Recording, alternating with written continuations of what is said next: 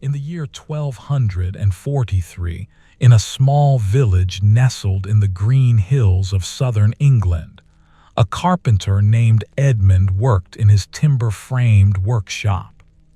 The autumn afternoon was mild, with golden light streaming through the open doorway. "Good evening. I am grateful you are here tonight. Tonight's story will carry us to Edmund's peaceful workshop, where we will follow him through his daily craft of woodworking. Let yourself settle in, get comfortable, and know that there is nowhere else you need to be. This story will be here, unfolding slowly for as long as you need." Edmund, 41 years old, ran his calloused hands along the smooth surface of an oak plank. His graying beard caught specks of sawdust as he leaned closer to examine the wood grain. The scent of fresh-cut timber filled the air, mixing with the earthy smell of dried herbs hanging from the rafters. Outside, a blackbird sang its evening song, the notes drifting through the open door on a breeze that carried the distant fragrance of wood smoke from neighboring hearths. The plank before him would become part of a simple chest for the village priest. Edmund had been shaping wood since he was a boy, and his hands knew the work without thought. He reached for his plane, feeling its familiar weight settle into his palm. The tool's wooden body was worn smooth from years of use, fitting perfectly against his skin. Drawing the plane across the oak, he created thin curls of wood that spiraled away and fell to the floor like pale ribbons. The sound was rhythmic, a gentle whisper of metal against grain. Each stroke revealed more of the honey-colored wood beneath, its pattern flowing like water frozen in time. The afternoon light made the fresh surface glow with warmth. When that section was complete, he set the plane aside and brushed away the shavings. His movements were unhurried, each gesture deliberate and calm. The workshop around him held the accumulation of his craft tools hung on wooden pegs along the walls, their edges catching the slanting sunlight. A stack of seasoned timber rested in one corner, waiting patiently for its turn to be transformed. Edmund stepped back to view his progress. The chest was taking shape slowly, piece by piece, just as every project did. There was no rush to finish, only the steady progression of one task following another. His deep contentment showed in the slight relaxation of his shoulders, the ease with which he moved through his familiar space. The scent of beeswax caught his attention. He had prepared a small pot of it earlier, mixed with a bit of linseed oil, for finishing the wood once the construction was complete. The mixture sat near the hearth, where a low fire provided just enough heat to keep the workshop comfortable without being hot. The flames crackled softly, adding their voice to the peaceful atmosphere. By late afternoon, Edmund turned his attention to joining the pieces he had prepared. He had cut mortise and tenon joints earlier in the week, and now he tested their fit. The tenon slid into the mortise with a satisfying smoothness, requiring only the gentlest pressure from his palm. Good joinery needed no force. His master had taught him decades ago, and Edmund had found this wisdom true in all his years of work. He hummed a plain chant melody while working, the same tune he always returned to when his hands were busy. The notes were low and measured, blending with the ambient sounds of the workshop. A dove cooed from the thatched roof above, its call muffled and drowsy in the warming air. The village beyond his workshop was settling into its own afternoon rhythm. Occasionally, footsteps passed on the earthen lane outside, but they were distant and unobtrusive. A woman's voice called to her children, the sound softened by distance. The church bells had rung for nones some time ago, their tones fading into memory, leaving only stillness in their wake. Edmund's hands moved to prepare another joint. He picked up his chisel, its ash handle smooth and familiar against his skin. The blade was sharp. He made certain to hone his tools each morning before beginning work. A dull edge made labor harder and results poorer, so he took care with this ritual, finding peace in the simple maintenance. Tapping gently with a mallet, he refined the mortise, creating a space that would hold the corresponding piece perfectly. Wood shavings collected at his feet, forming a soft carpet that cushioned his stance. The smell of oak intensified with each cut, rich and slightly sweet, reminiscent of the forest where these trees had once grown. The afternoon progressed in this manner, one small task flowing into the next. Edmund measured twice before each cut, a habit so ingrained he no longer thought about it. His work-roughened fingers held the measuring stick steady while his eyes read the marks he had made with charcoal earlier. Precision mattered, but there was no anxiety in his carefulness, only the satisfaction of doing work well. When he had joined two sides of the chest, he stepped back once more. The structure was beginning to show its final form. It would be a simple piece, unadorned except for the beauty of the wood itself. The priest had requested nothing elaborate, and Edmund appreciated the honesty of creating something useful without unnecessary decoration. His stomach reminded him that the midday meal was long past. Edmund crossed to a small shelf where he kept a loaf of barley bread, some hard cheese, and a clay jug of small ale. He broke off a portion of bread, its crust crackling under his fingers.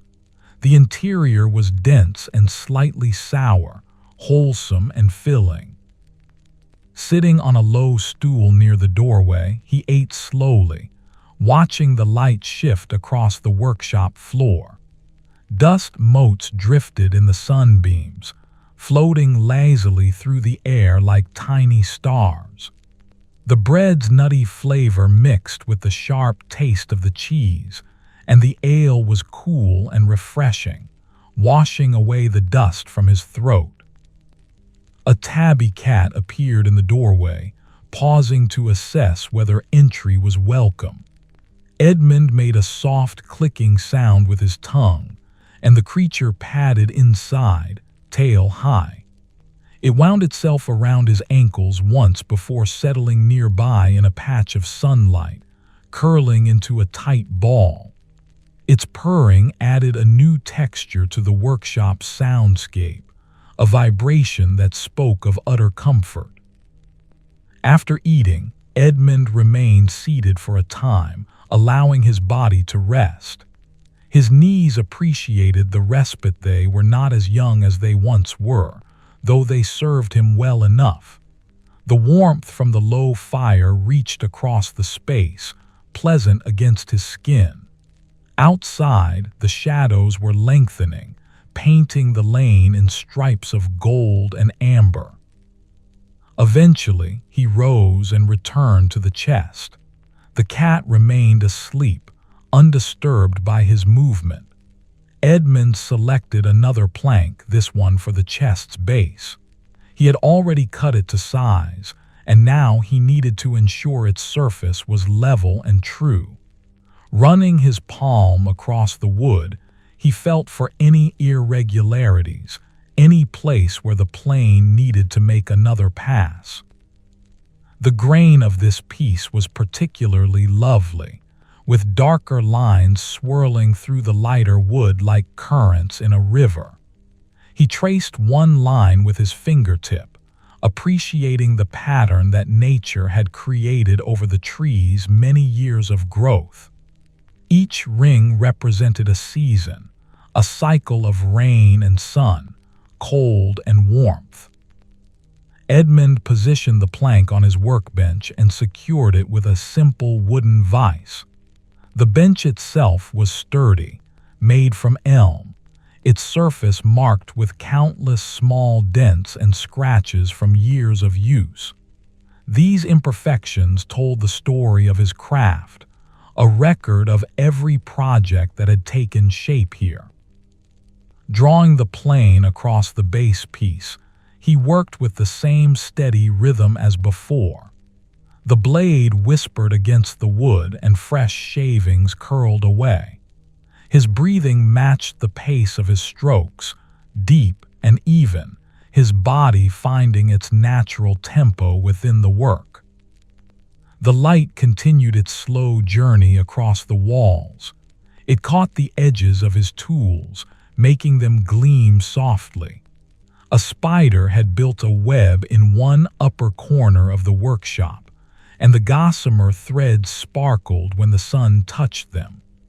Edmund left it undisturbed. Spiders caught flies and asked nothing in return. By the time the base was smooth enough to satisfy him, the afternoon had ripened toward evening. The air had taken on that particular quality of late-day warmth, still pleasant but carrying the first hint of the coolness that would come with dusk. Edmund straightened, pressing his hands against the small of his back, feeling the stretch along his spine.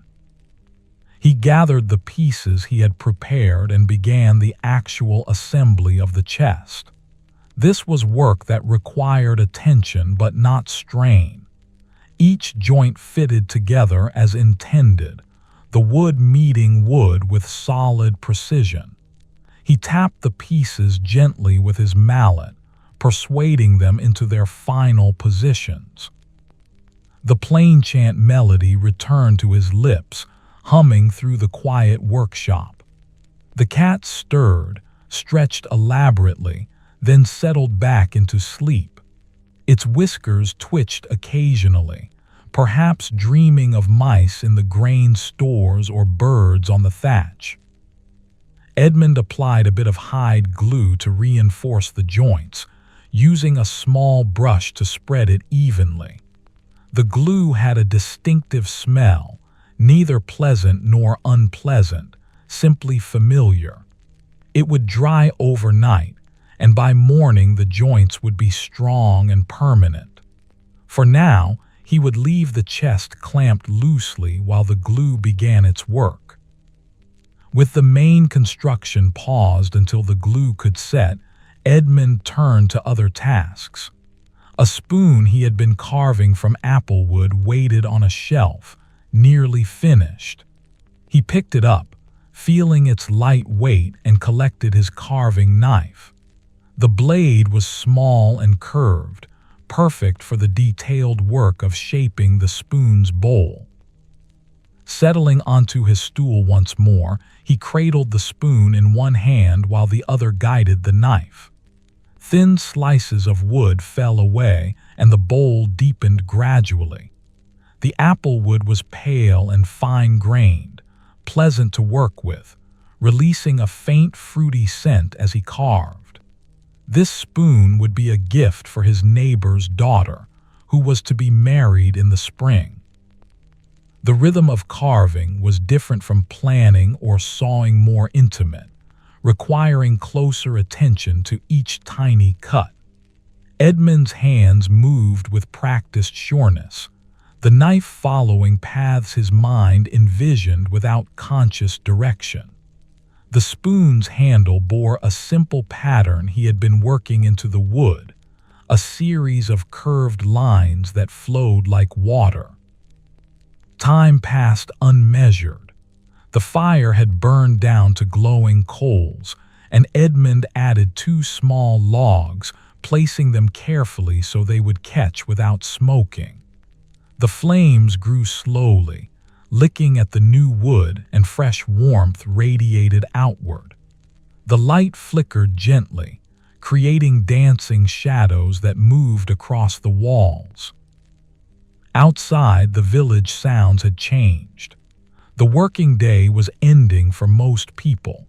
He heard voices calling final greetings, doors closing, the distant lowing of a cow being brought in for the night. These sounds were the fabric of his life, so familiar they required no thought, simply existing as part of the world's texture. Edmund examined the spoon, turning it to catch the firelight. The bowl was nearly the right depth, and the handle felt balanced in his palm. A few more sessions of careful work would see it finished. He set it aside with satisfaction. Another small progress made, another step taken toward completion. His eyes moved around the workshop, taking inventory of what remained to be done. There were always more projects waiting, more wood to shape, more things needed by his neighbors. But there was no urgency to any of it, only the gentle flow of work that would continue tomorrow and the day after, one piece following another in an endless, peaceful succession. The cat woke and stretched again, this time rising and padding to the door. It paused on the threshold, silhouetted against the amber light of approaching dusk, then slipped outside to pursue its own evening activities. Edmund watched it go, a small smile softening his weathered face.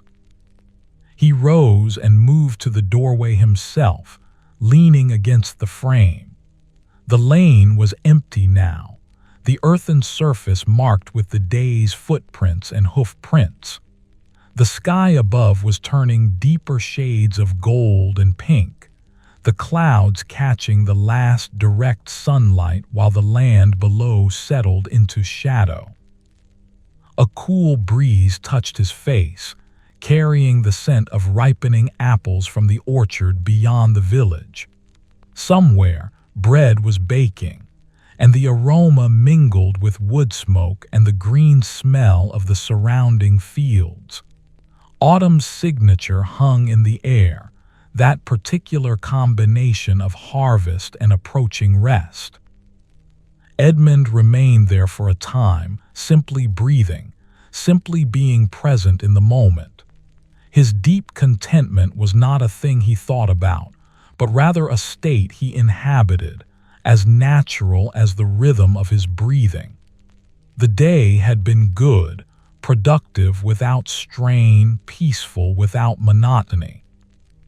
When the air grew noticeably cooler, he stepped back inside. The fire had settled into steady burning, the logs transformed into a bed of coals that would last through the evening. He added one more piece of wood, enough to maintain the warmth for another hour or two. The workshop was growing dim as daylight faded. Edmund lit a tallow candle, its flame small but sufficient. The light pooled around his workbench, leaving the corners in comfortable shadow. He did not plan to work much longer. The evening was for rest, but there were small tasks that could be completed. He tidied his tools, returning each to its proper place. The plane went on its shelf, the chisels in their wooden rack, the saw hanging from its peg. Order in the workshop made work easier. His master had taught him, and Edmund had found this wisdom as true as the advice about good joinery. Everything had its place, and returning things to those places was a kind of meditation, a way of honoring the tools that served him so well. The chest stood nearby, its joints clamped and glued, silently taking shape. By tomorrow it would be ready for the next step, smoothing any irregularities, perhaps adding simple iron hinges if the priest desired them. But tomorrow was tomorrow. Tonight, the work was done.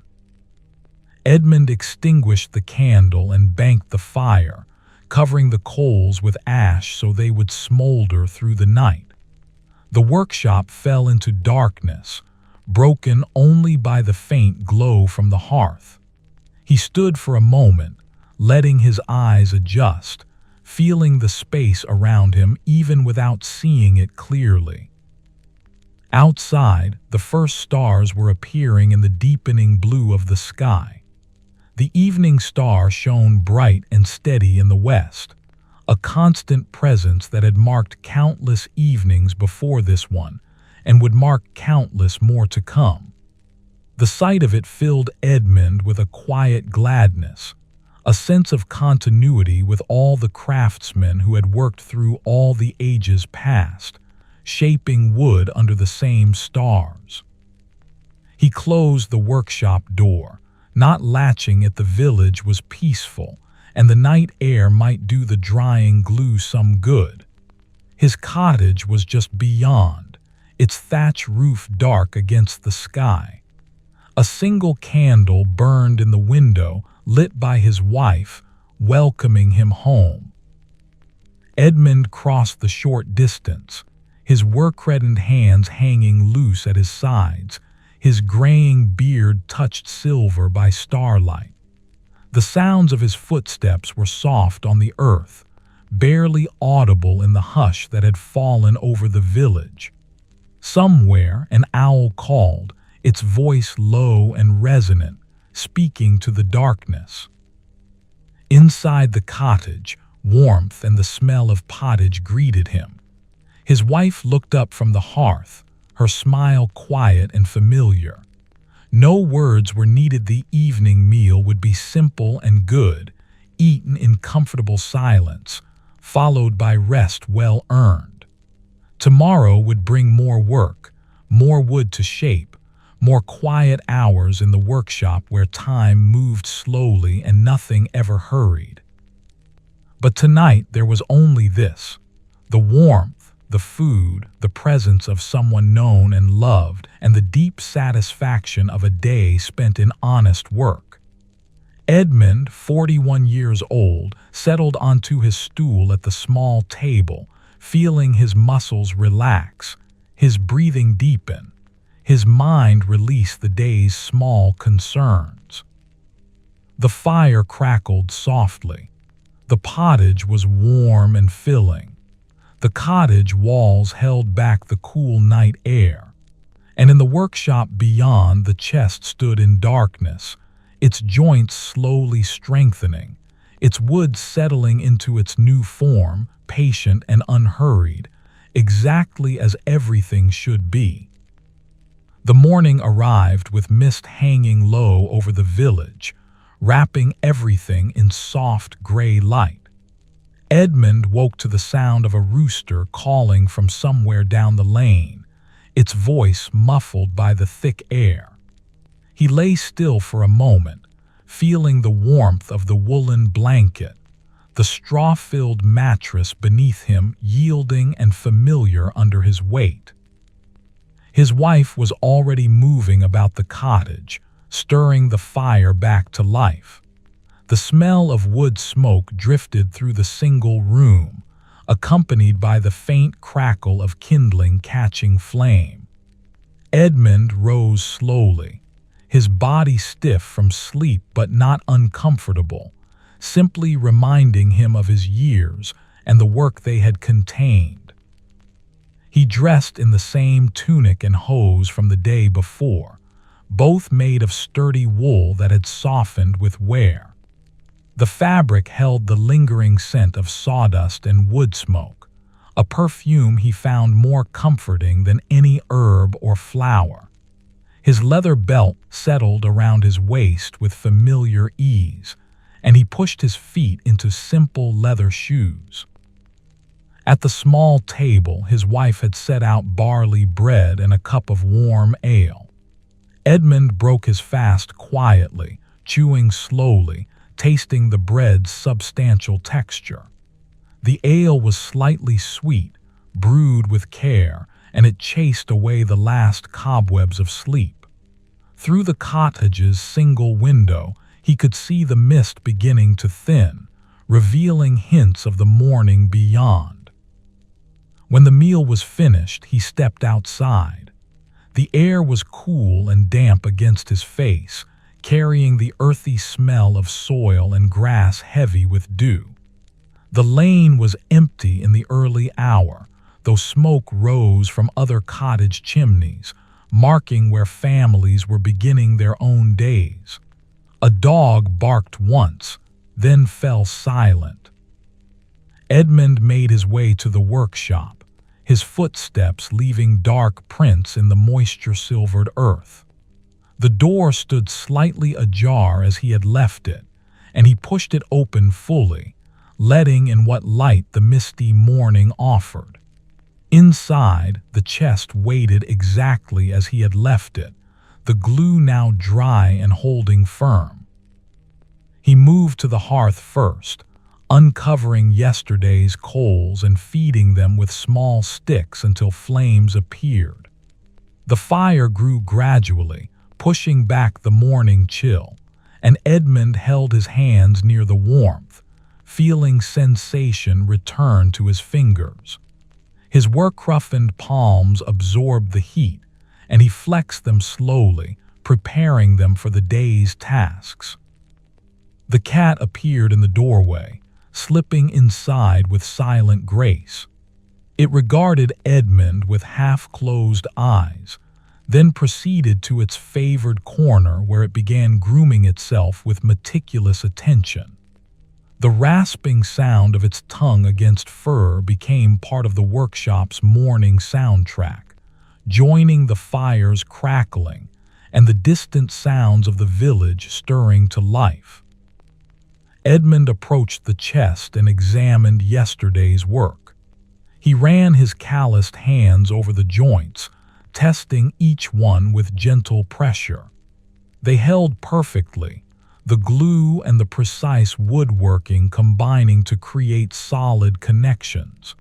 He nodded to himself, satisfied, and began planning the next steps in his mind.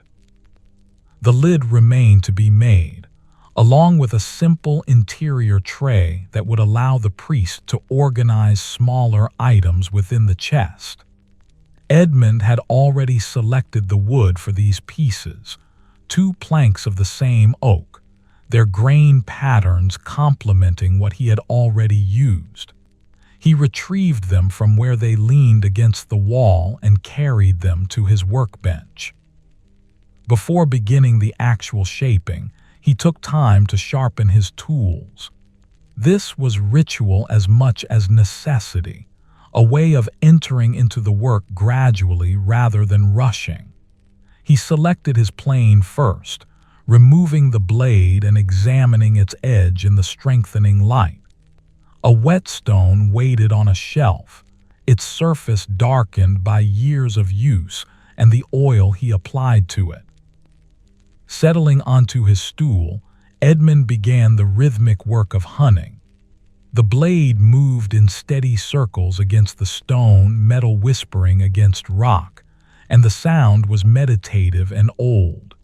He had performed this task thousands of times, and his hands knew the correct angle, the right pressure, without conscious thought.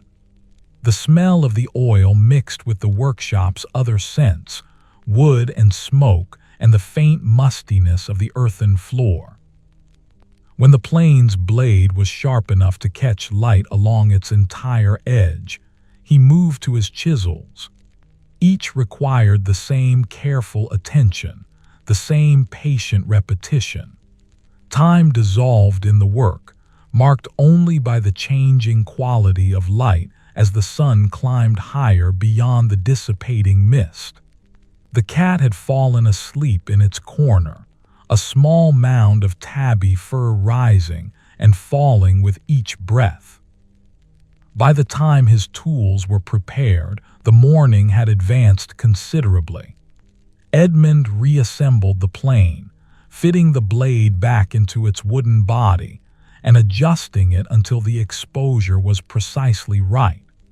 A test pass on a scrap of wood produced a thin, perfect shaving that curled away like silk.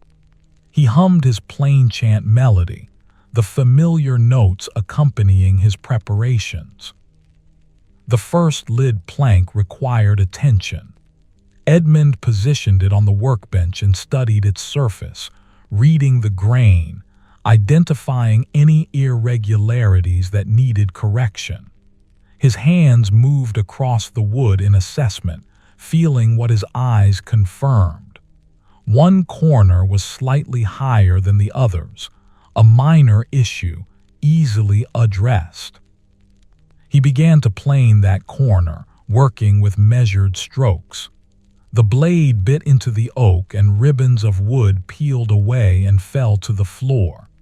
Each pass brought the surface closer to true, and Edmund checked his progress frequently, both by sight and by touch.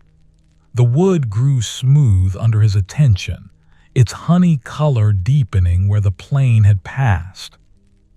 The morning light shifted from gray to pale gold as the mist finally cleared. Sunbeams found their way through the open door, illuminating dust motes that drifted through the air like tiny seeds floating on invisible currents. The workshop warmed gradually, the fire's heat combining with the sun's gentler warmth to create a comfortable temperature.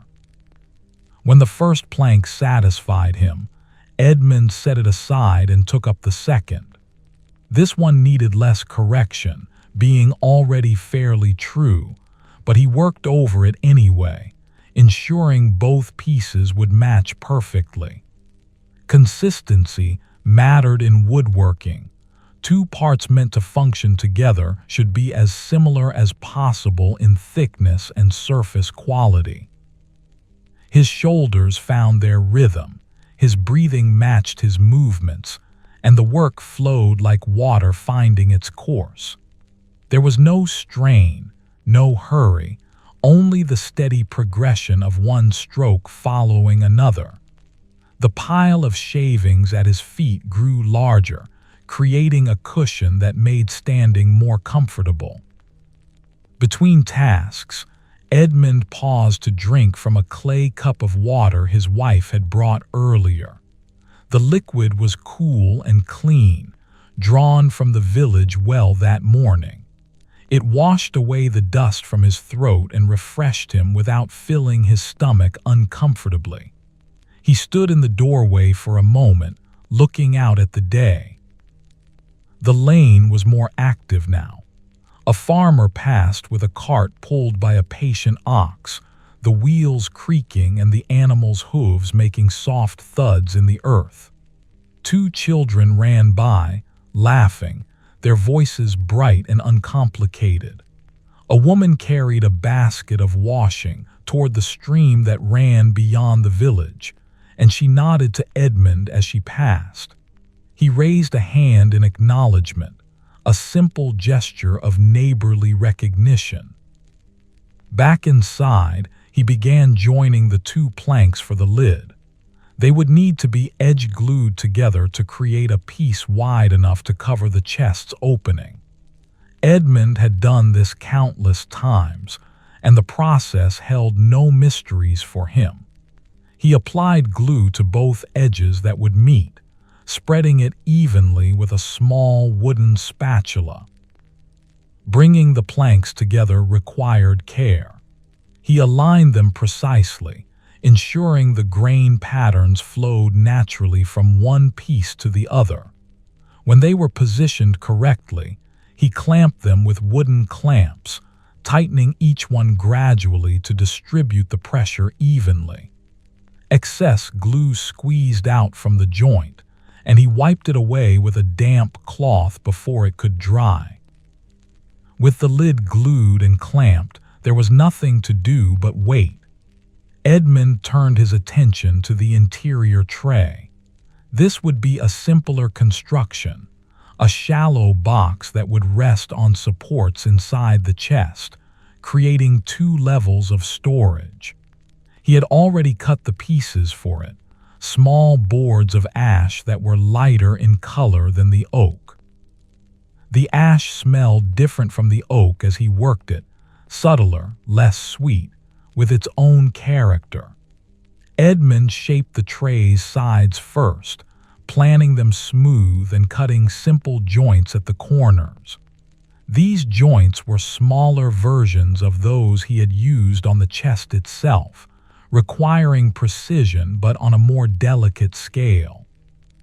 His carving knife came into play for some of the finer work, shaving away tiny amounts of wood to perfect the fit. The blade moved with controlled confidence, guided by hands that had held such tools for more than 3 decades. Curls of pale ash fell to join the oak shavings on the floor, mixing together in a tapestry of different woods. The church bells rang for sext, marking midday.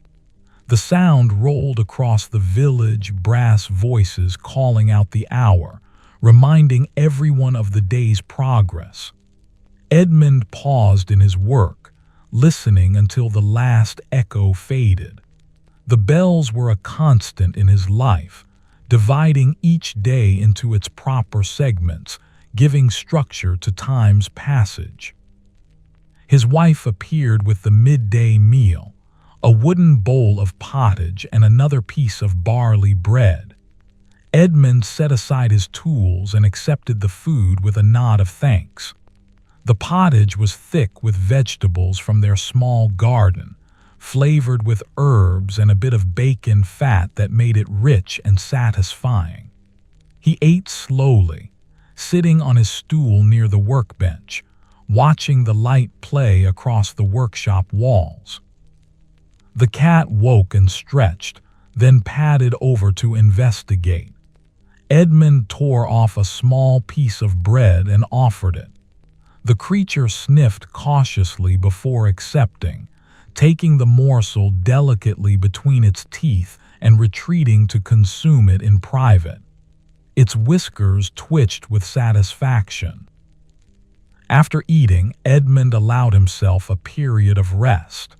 He sat quietly, his hands resting on his knees, his breathing deep and even. Through the open door, he could see a portion of the lane and beyond it, the edge of the common field where barley had been harvested weeks before. The stubble stood golden in the sunlight, and a breeze moved across it in visible waves. His deep contentment settled over him like the warm air. There was nowhere else he needed to be, nothing else requiring his immediate attention. The work would continue when he was ready, and it would be completed in its own time. This moment was sufficient unto itself, requiring nothing more than his presence within it. Eventually, he rose and returned to the tray. The joints were cut and ready for assembly. He applied glue sparingly. Too much would ooze out and create mess. Too little would weaken the bond. The balance came from experience, from years of learning through both success and occasional failure. His hands measured the glue without conscious calculation. The tray came together quickly, its smaller size making assembly straightforward. Edmund fit the pieces together, tapped them gently with his mallet to seat them fully, then set the assembled tray aside to dry. It would need several hours before the glue achieved full strength, but already the structure was solid enough to hold its shape. With both the lid and tray setting, Edmund found himself at a natural pause in the chest's construction. He could begin another project or attend to maintenance tasks around the workshop. His eyes fell on a shelf that had been growing cluttered with offcuts and small pieces of wood too useful to discard but too small for immediate use. Organization called to him. He began sorting through the pieces, separating them by type of wood and approximate size. Oak went in one pile, ash in another, with smaller accumulations of elm, beech, and apple. Some pieces were mere scraps, suitable only for kindling, and these he placed in a basket near the hearth. Others were large enough to become tool handles or small carved items, and he set these aside for future attention. The work was mindless in the best way, requiring attention but not concentration, allowing his mind to drift while his hands stayed busy. He found a piece of cherry wood that he had forgotten about, its surface already smoothed and ready for use. Cherry was lovely for carving, with a warm reddish tone that deepened with age. Perhaps another spoon or a small bowl. As he organized, he hummed his plain chant melody, the notes flowing automatically. The tune was ancient, learned in his youth, and it had accompanied countless hours of work over the years. The melody was part of him now, as much as the calluses on his hands or the slight stoop in his shoulders from decades of leaning over workbenches. The afternoon aged around him. The light shifted from direct sunlight to a softer, more diffuse glow as clouds gathered in the western sky. They were not storm clouds, merely the usual afternoon accumulation that often appeared in autumn, creating interesting patterns of light and shadow across the landscape. The temperature remained mild, comfortable for working. Edmund checked the lid's glue joint. It had set enough that he could remove the clamps, though he would leave it to cure fully overnight before working the surface further. He loosened each clamp carefully and set them aside, then examined the joint. It was nearly invisible, the two planks appearing as a single piece of wood. He ran his thumb along where they met, feeling only the slightest irregularity that would vanish with a few passes of the plane. The tray was also ready to be unclamped. He freed it from its restraints and tested the joints gently. They held firm, the corners meeting precisely as intended. This small success brought quiet satisfaction, not pride exactly, but a sense of rightness, of work done properly. The tray would serve its purpose for many years, perhaps outlasting the priest for whom the chest was intended. With the day's gluing complete, Edmund could proceed with finishing work on the chest body itself. The exterior needed smoothing, particularly where the joints met the panels. He selected a finer plane than the one he had used earlier, a smaller tool designed for delicate work. The blade was set to take very thin shavings, barely more than dust.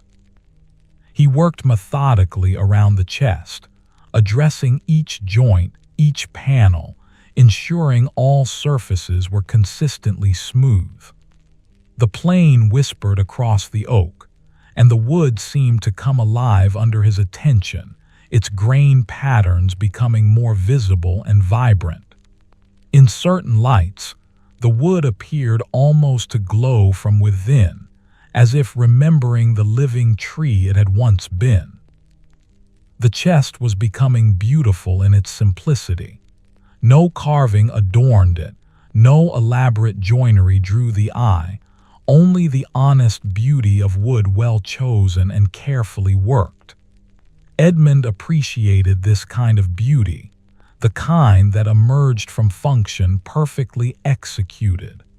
The chest would protect the priest's belongings, would last for generations, and would do so without pretense or decoration.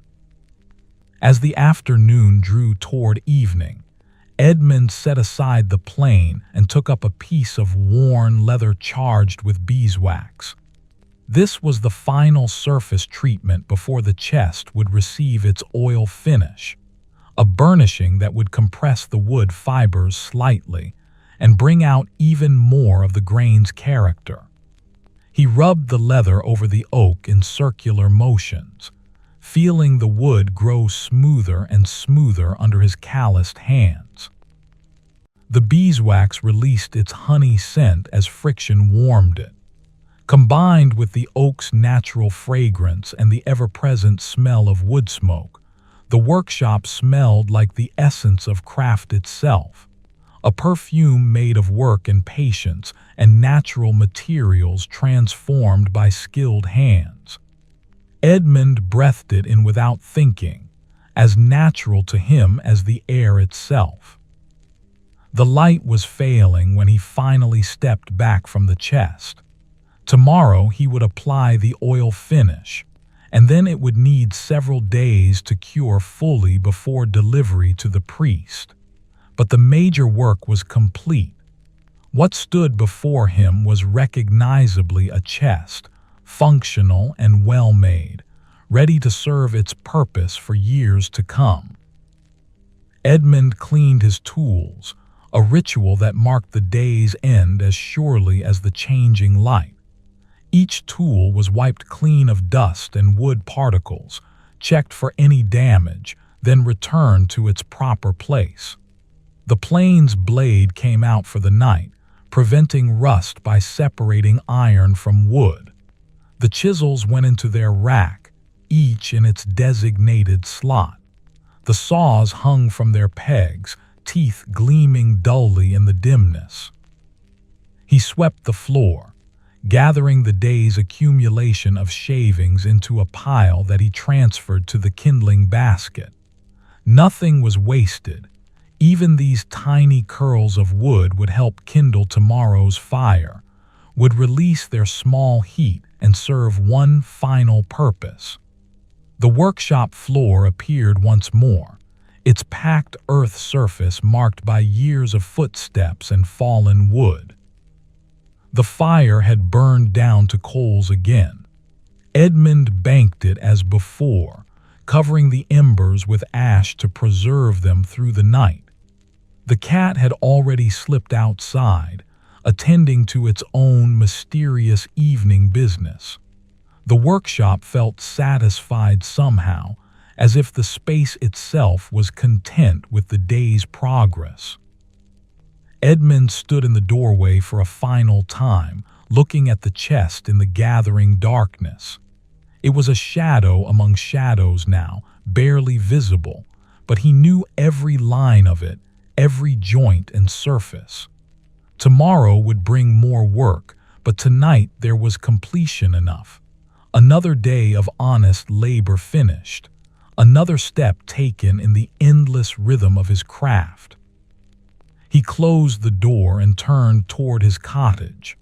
The first stars were appearing in the deepening sky, and the evening star hung bright and steady in the west, exactly where it should be. Smoke rose from cottage chimneys throughout the village, climbing straight up in the still air. A dog barked twice, then quieted. Inside the cottage, warmth and food and rest awaited. Edmund, 41 years old with his work-reddened hands and graying beard, moved toward that comfort with the same unhurried pace that characterized all his actions. The day was ending as it should, peacefully and completely, one day among countless others, each valuable, each sufficient. The door closed softly behind him. In the workshop, the chest stood in darkness, its wood settling and adjusting, its joints holding firm, patient, and enduring. Tomorrow would come with its own work, its own quiet satisfactions, but for now there was only the peaceful night, wrapping the village in stillness, inviting rest, offering the gentle release of sleep. Morning arrived with birdsong threading through the darkness before dawn. Edmund woke to the sound of sparrows chattering in the thatch above, their voices soft and busy. He remained still for a moment, feeling the cool air on his face while the rest of him stayed warm beneath the woolen blanket. His wife breathed steadily beside him, still asleep, and he was careful not to disturb her as he rose. The cottage was dark except for the faint glow of banked coals in the hearth. Edmund moved by memory rather than sight, his feet knowing the path across the earthen floor. He stirred the fire, adding kindling that caught quickly, and soon small flames pushed back the darkness. The growing light revealed the familiar interior, the table, the stools, the shelf holding their few wooden bowls and cups, all exactly as they had been yesterday and the day before that. He dressed by the fire's warmth, pulling on his tunic and hose, fastening his belt. The leather was supple from years of wear, conforming to his body without thought. Through the single window, the sky was beginning to lighten, shifting from black to deep blue, though sunrise remained some time away. This hour before dawn was one he particularly valued, the village still asleep, the world holding its breath between night and day. Edmund stepped outside. The air was crisp and carried the scent of autumn earth and distant wood smoke. Dew had settled heavily overnight, coating every surface with moisture that caught the pre-dawn light like scattered silver. His breath made small clouds in the cool air, visible and then vanishing. A rooster crowed from somewhere down the lane, announcing the coming day, and another answered from farther away. He made his way to the workshop, his footsteps dark against the dew-silvered ground. The door opened with its familiar creak, and he entered the space that was more home to him than any building could be. The smell welcomed him, wood and smoke and the lingering trace of beeswax. The chest stood where he had left it, a darker shadow in the dim interior. Edmund moved first to the hearth, uncovering last night's coals. They glowed red when exposed, still holding life from yesterday's fire. He built upon them with small sticks and larger pieces of wood, coaxing flames that gradually grew and spread. The fire's light filled the workshop with dancing shadows, and warmth began to radiate outward. The cat appeared as if summoned by the fire, slipping through the partially open door. It approached the hearth directly, settling close to the growing warmth. Its purring started immediately, a sound like distant thunder made small and content. Edmund reached down and ran his work-roughened hand along its back, feeling the fur's softness, and the purring intensified. While the workshop warmed, Edmund prepared himself for the day's primary task, applying oil to the chest. This required particular care, as the finish would protect the wood and bring out its full beauty, but it also needed to be done correctly. Too much oil would leave a sticky surface, too little would provide inadequate protection. The balance came from experience and attention. He had prepared the oil mixture days ago, linseed oil that had been boiled and allowed to cool, with a small amount of beeswax dissolved into it for added protection.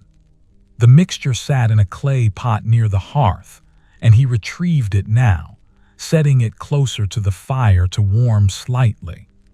Cold oil was harder to work with, but too warm oil would be absorbed unevenly. Room temperature or slightly above was ideal.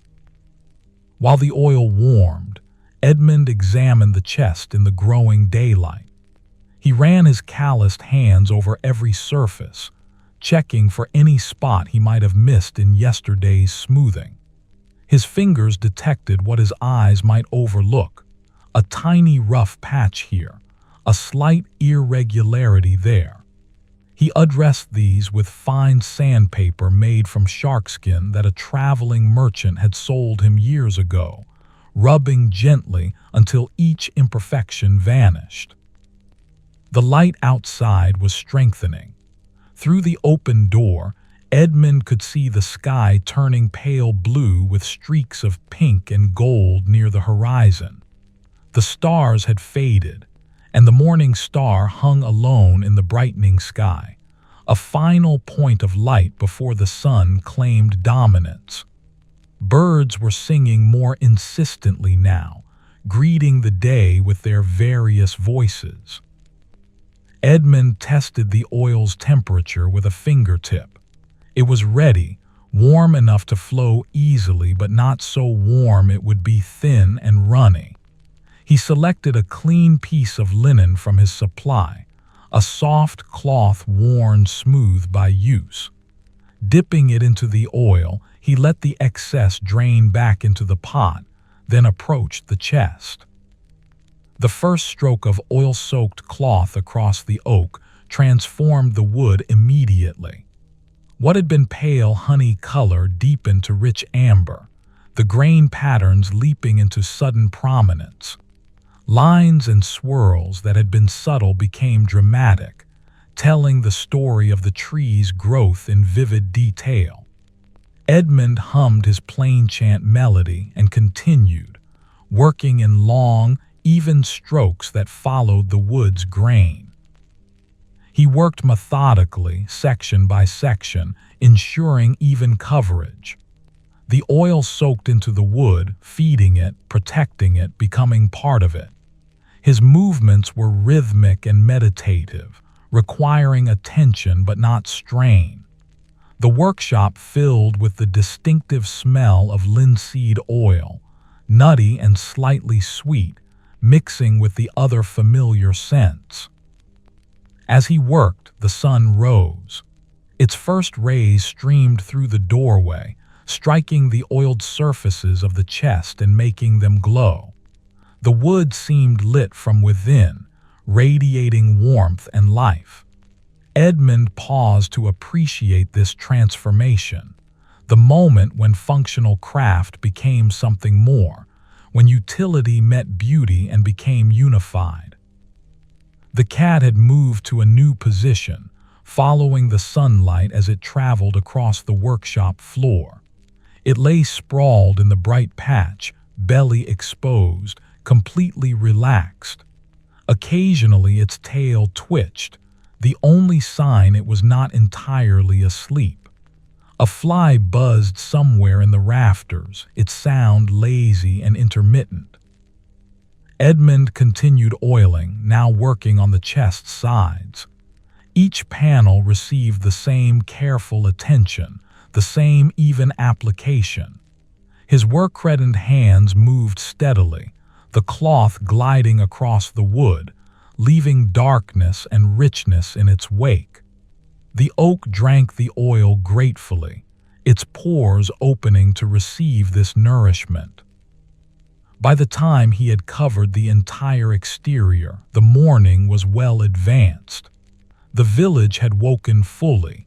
He could hear voices in the lane, the sound of a cart passing, children's laughter from somewhere nearby. The normal sounds of daily life, comforting in their predictability. Edmund set aside the oiling cloth and stepped back to view his work. The chest gleamed in the daylight, its surface rich and alive. The oil would continue to soak in over the next several hours, and he would apply a second coat later in the day. For now, the wood needed time to absorb what he had given it. He cleaned his hands with a rag, removing most of the oil, though the scent would linger on his skin for hours. His wife appeared in the doorway with barley bread and a cup of small ale. Edmund accepted the food with gratitude, suddenly aware of his hunger. He had been so focused on the oiling that he had forgotten his stomach's needs.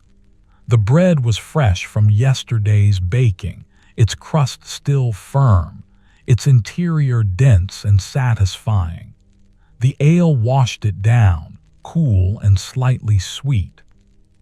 He ate standing near the doorway, looking out at the day. The mist had burned off completely, leaving the air clear and bright. The sky was that particular blue of autumn mornings, deep and clean, with a few white clouds drifting slowly from west to east. The temperature was climbing toward comfortable warmth, though the air still held morning's coolness. When the meal was finished, Edmund turned his attention to the chest's lid. It had been glued and smoothed but not yet oiled. He examined it carefully, checking that yesterday's work had left it perfectly flat and true. His hands confirmed what his eyes saw. The surface was ready for finishing.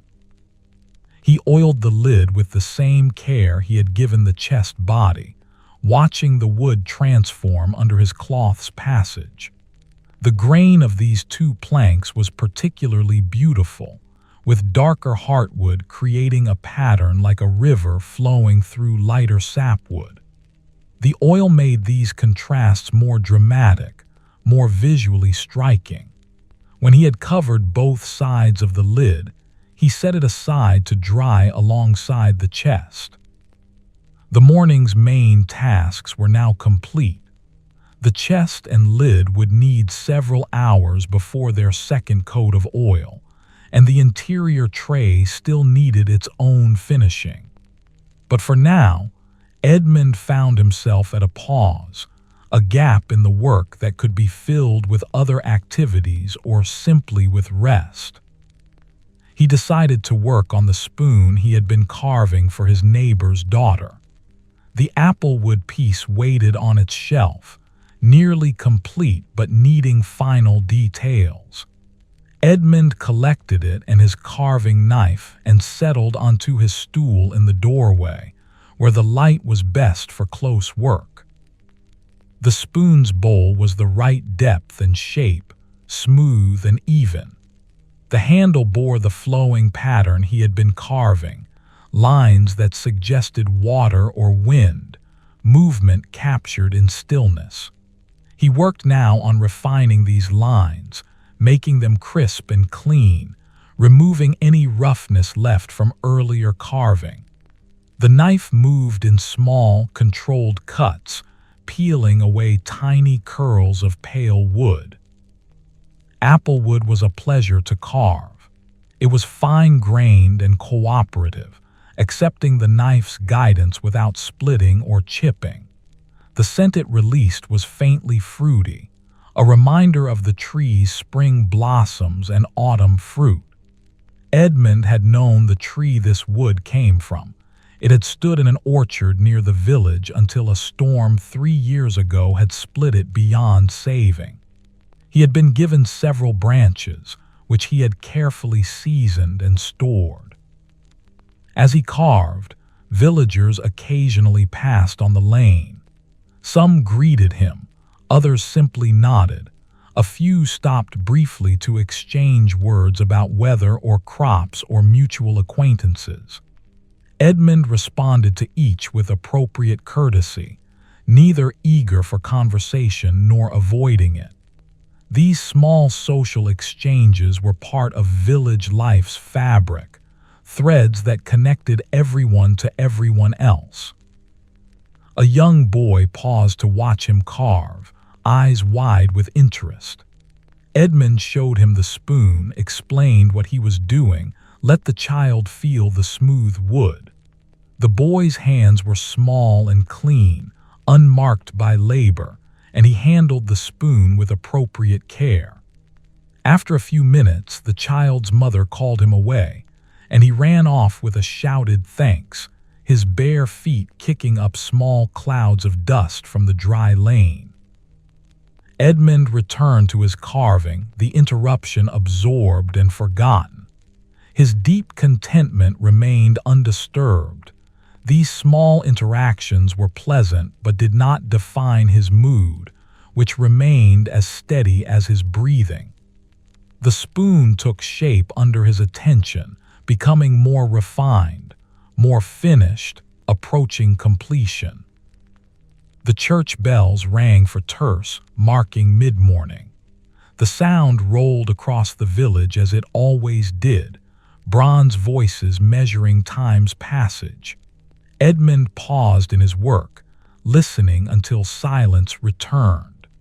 The bells were among the oldest things in the village, cast long before he was born, and they would ring long after he was gone.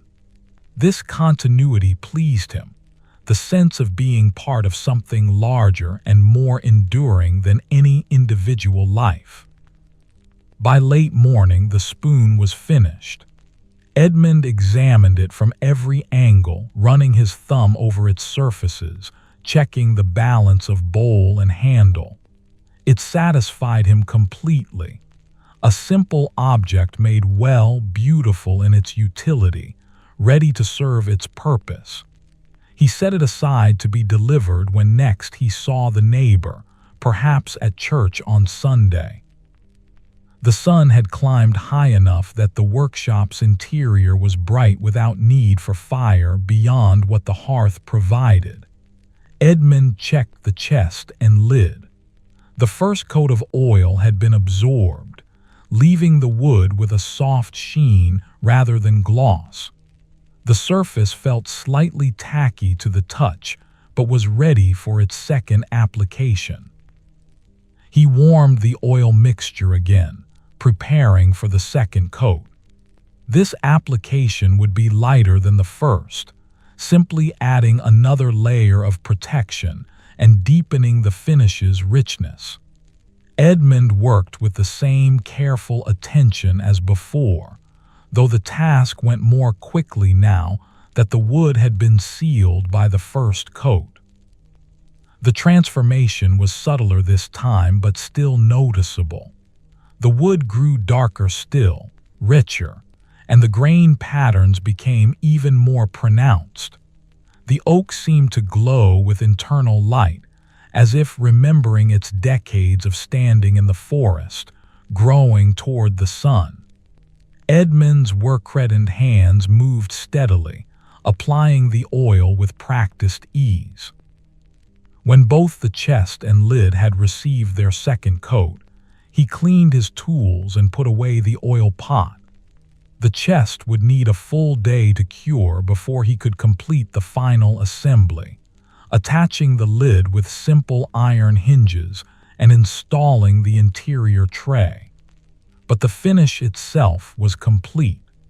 What remained was mechanical rather than artistic, necessary but not requiring the same kind of attention.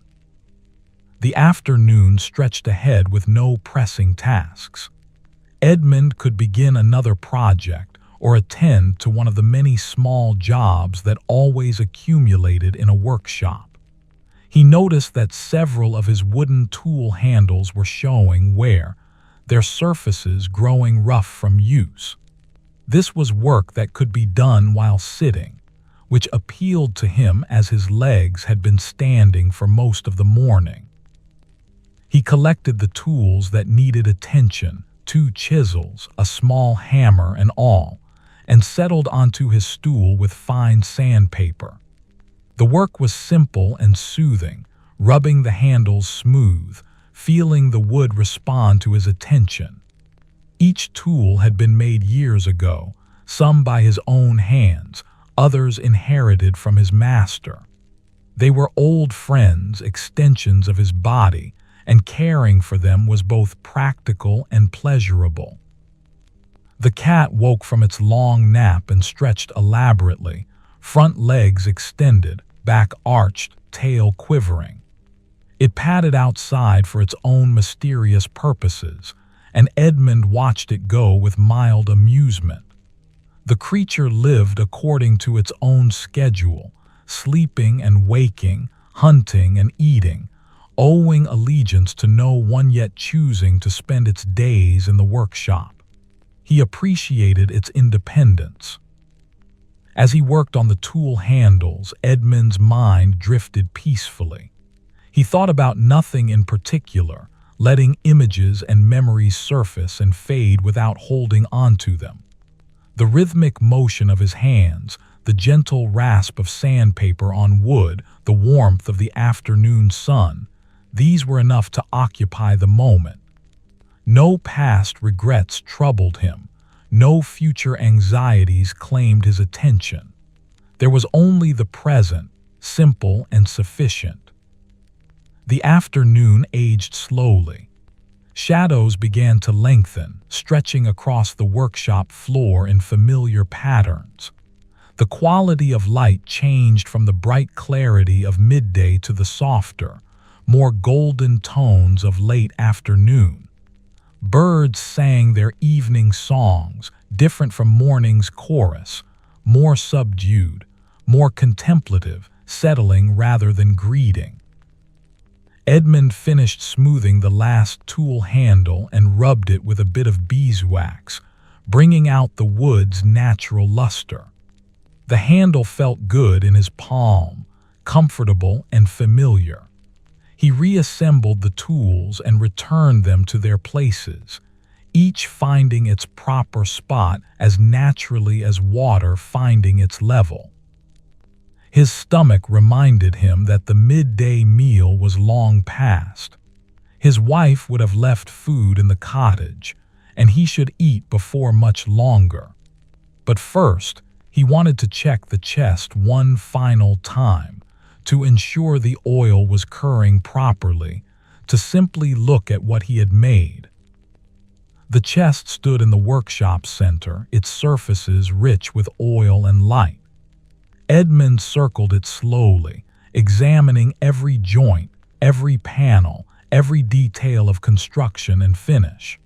It was good work, not perfect, because perfection belonged only to heaven, but honest and well-made, functional and beautiful in equal measure. The priest would be pleased, and the chest would serve him faithfully for decades. Edmund, 41 years old, with his work-reddened hands and graying beard, stood quietly looking at his creation. His deep contentment was a tangible thing, almost physical, settling over him like a warm cloak. This was what he did, who he was, a carpenter who shaped wood into useful things, who took raw timber and transformed it through skill and patience into objects that made life better for others. The workshop around him held the evidence of his life's work, tools arranged on walls, wood stacked and seasoning, projects in various stages of completion. Every item here told a story, represented hours of attention and care. This space was more than a building. It was the physical manifestation of his craft, his purpose, his contribution to the world. He dimmed the fire, reducing it to coals that would last until evening. The cat had returned and was grooming itself in a patch of late sunlight, its pink tongue visible as it cleaned its paws. The sounds from the village were shifting toward evening, cattle being brought in, chickens herded toward coops, families gathering for supper. The day was drawing toward its close. Edmund stepped outside and pulled the door partially closed.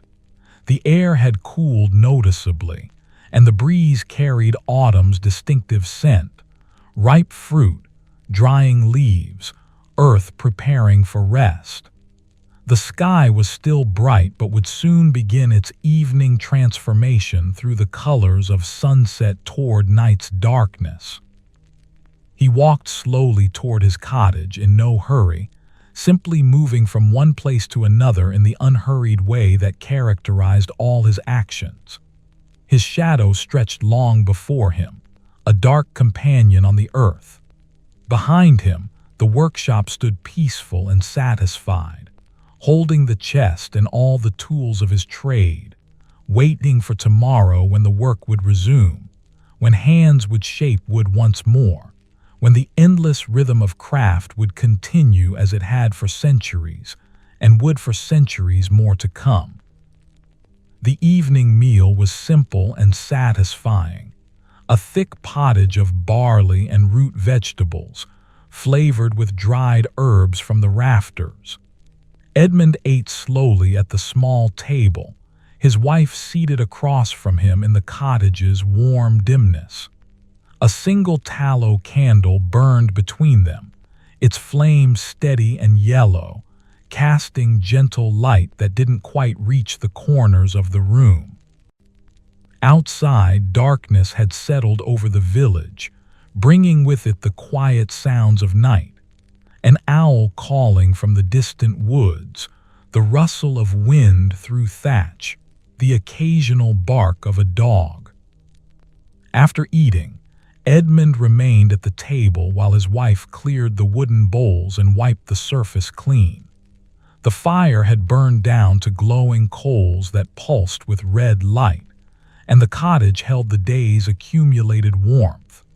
His body felt pleasantly tired, the kind of weariness that came from honest labor rather than strain.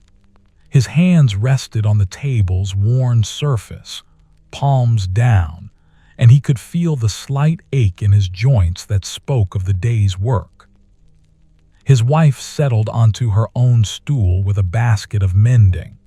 She worked by feel as much as sight, her needle moving through fabric with practiced sureness. The quiet between them was comfortable, requiring no words. They had shared this routine for nearly 20 years, and it had worn smooth grooves into their lives, predictable, steady, peaceful. Edmund appreciated this constancy, the way each day resembled the one before it without being tedious or monotonous. He sat for a time, simply breathing, watching the fire's glow pulse and fade, pulse and fade. His thoughts drifted like smoke, touching on tomorrow's tasks, attaching the hinges to the chest, fitting the interior tray, perhaps beginning to plane the boards for his next project. But these were gentle thoughts, plans without urgency, simply the mind's natural tendency to organize and prepare. Eventually, Edmund rose and stepped outside for a final look at the night. The air was cool against his face, carrying the scent of wood smoke and earth. Above, stars filled the sky in their countless thousands, more than could ever be counted, scattered across the darkness like seeds broadcast across black soil. The moon had not yet risen, and the stars shone with particular brilliance in its absence. He stood in the doorway, his work-roughened hands hanging loose at his sides, and let the night wash over him. Somewhere in the village, a baby cried briefly before falling silent. A horse shifted in its stable, hooves scraping against straw. These small sounds were the village's nighttime voice, as familiar to him as his own breathing. Edmund felt connected to all of it, the people sleeping in their cottages, the animals in their shelters, the very earth itself settling into darkness. After a time, he returned inside and prepared for sleep. The routine was simple, removing his outer clothing, banking the fire so coals would last until morning, checking that the door was secured. His wife was already beneath the woolen blanket on their straw mattress, and Edmund joined her, feeling the day's accumulated warmth in the bedding. The straw rustled slightly as he settled, then grew quiet. Sleep came easily, as it always did after a day of work. Edmund's breathing deepened and slowed, his body releasing its tension, his mind letting go of thought. The cottage grew silent except for the soft sounds of two people sleeping, the occasional pop from the banked fire, the whisper of wind against thatch. Night held the village gently, and morning was still hours away. Dawn arrived with subtle changes, the darkness thinning to gray, birds beginning their tentative morning songs, the air growing fractionally warmer as the earth released night's chill. Edmund woke naturally, without alarm or disturbance, simply opening his eyes when his body determined rest was complete. The cottage was dim but no longer dark, and he could make out familiar shapes: the table, the shelf, the hearth with its banked coals. He rose quietly, not wishing to disturb his wife, and dressed in the same clothes as yesterday. The fabric was cool against his skin, but would warm quickly once he moved about. Outside, the village was still mostly asleep, though smoke was beginning to rise from a few chimneys where early risers had started their fires. The sky was pale gray with hints of pink near the eastern horizon, promising fair weather. Edmund made his way to the workshop, his feet knowing the path even in the dim light. Dew had settled again, coating everything in moisture that would burn off once the sun rose fully. The air smelled fresh and clean, carrying hints of autumn's progression. Leaves beginning to turn, fruit ripening on trees, the earth gradually cooling as the season advanced toward winter. Inside the workshop, he uncovered the coals and built up the fire. The flames grew quickly, pushing back shadows and chill. The chest stood where he had left it, its oiled surfaces catching the firelight and glowing warmly. The finish had cured overnight, and when Edmund ran his calloused hand across the wood, it felt smooth and dry, perfectly ready for the final assembly steps.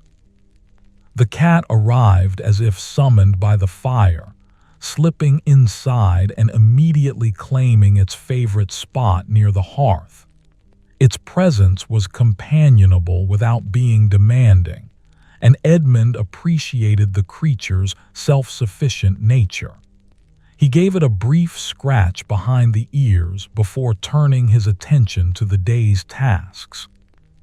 The hinges for the chest's lid waited on a shelf, simple iron pieces he had purchased from the village blacksmith weeks ago. They were well made, sturdy without being heavy, and would serve their purpose for many years. Edmund examined them in the growing light, checking that they were free of rust and moved smoothly on their pins. Attaching hinges required precision. The chest's back edge and the lid's corresponding edge needed to be perfectly aligned, and the hinges had to be positioned so the lid would open smoothly without binding. Edmund had done this many times before, but each instance required full attention. He measured carefully, marking the hinge positions with a piece of charcoal, double-checking before proceeding. The morning light strengthened as he worked. Sunrise came with golden rays streaming through the doorway, illuminating dust motes and making the workshop feel alive with light. The warmth was welcome, supplementing the fire's heat, and Edmund worked in comfortable temperature, neither too cool nor too warm. He used his awl to create pilot holes for the iron nails that would secure the hinges. The tool's sharp point bit into the oak with satisfying precision, and Edmund worked carefully, ensuring each hole was positioned exactly where needed. The wood accepted the awl without splitting, testament to its quality and proper seasoning. The first hinge went on smoothly. Edmund positioned it, checked its alignment, then carefully drove small iron nails through the hinge's mounting holes into the wood. Each nail had to be struck firmly but not too hard, enough force to seat it properly, not so much that it might split the wood or damage the carefully finished surface. His work-reddened hands guided the small hammer with practiced accuracy. When the first hinge was secure, he tested it. The pin moved freely, and the hinge sat flush against the wood surface. Satisfied, he proceeded to the second hinge, working with the same careful attention. The repetitive nature of the task was soothing rather than tedious, each nail driven being one step closer to completion. By mid-morning, both hinges were attached. Edmund fitted the lid onto the chest body, aligning the hinges carefully. When he released the lid, it stayed in position, supported by the hinges exactly as intended. He opened and closed it several times, checking the movement, ensuring everything functioned smoothly. The hinges made a soft creaking sound, metal on metal, that would quiet with use and a bit of oil. The lid closed with a satisfying sound, wood meeting wood with solid precision. Edmund examined the gap between lid and body, ensuring it was even all around. A finger's width of space allowed air circulation while keeping out dust and vermin. The chest was nearly complete now, lacking only the interior tray to be fully functional. The tray waited on the workbench, its ash wood pale against the darker oak of the chest. Edmund had already finished it with oil, though more lightly than the chest itself. He picked it up, feeling its light weight, and measured it against the chest's interior. It would rest on small wooden cleats that he had prepared yesterday, simple strips of wood that would support the tray at the right height. Attaching the cleats was straightforward work. Edmund positioned them inside the chest, ensuring they were level and at the correct height. Small nails secured them to the chest's interior walls, and he checked repeatedly that they were aligned properly.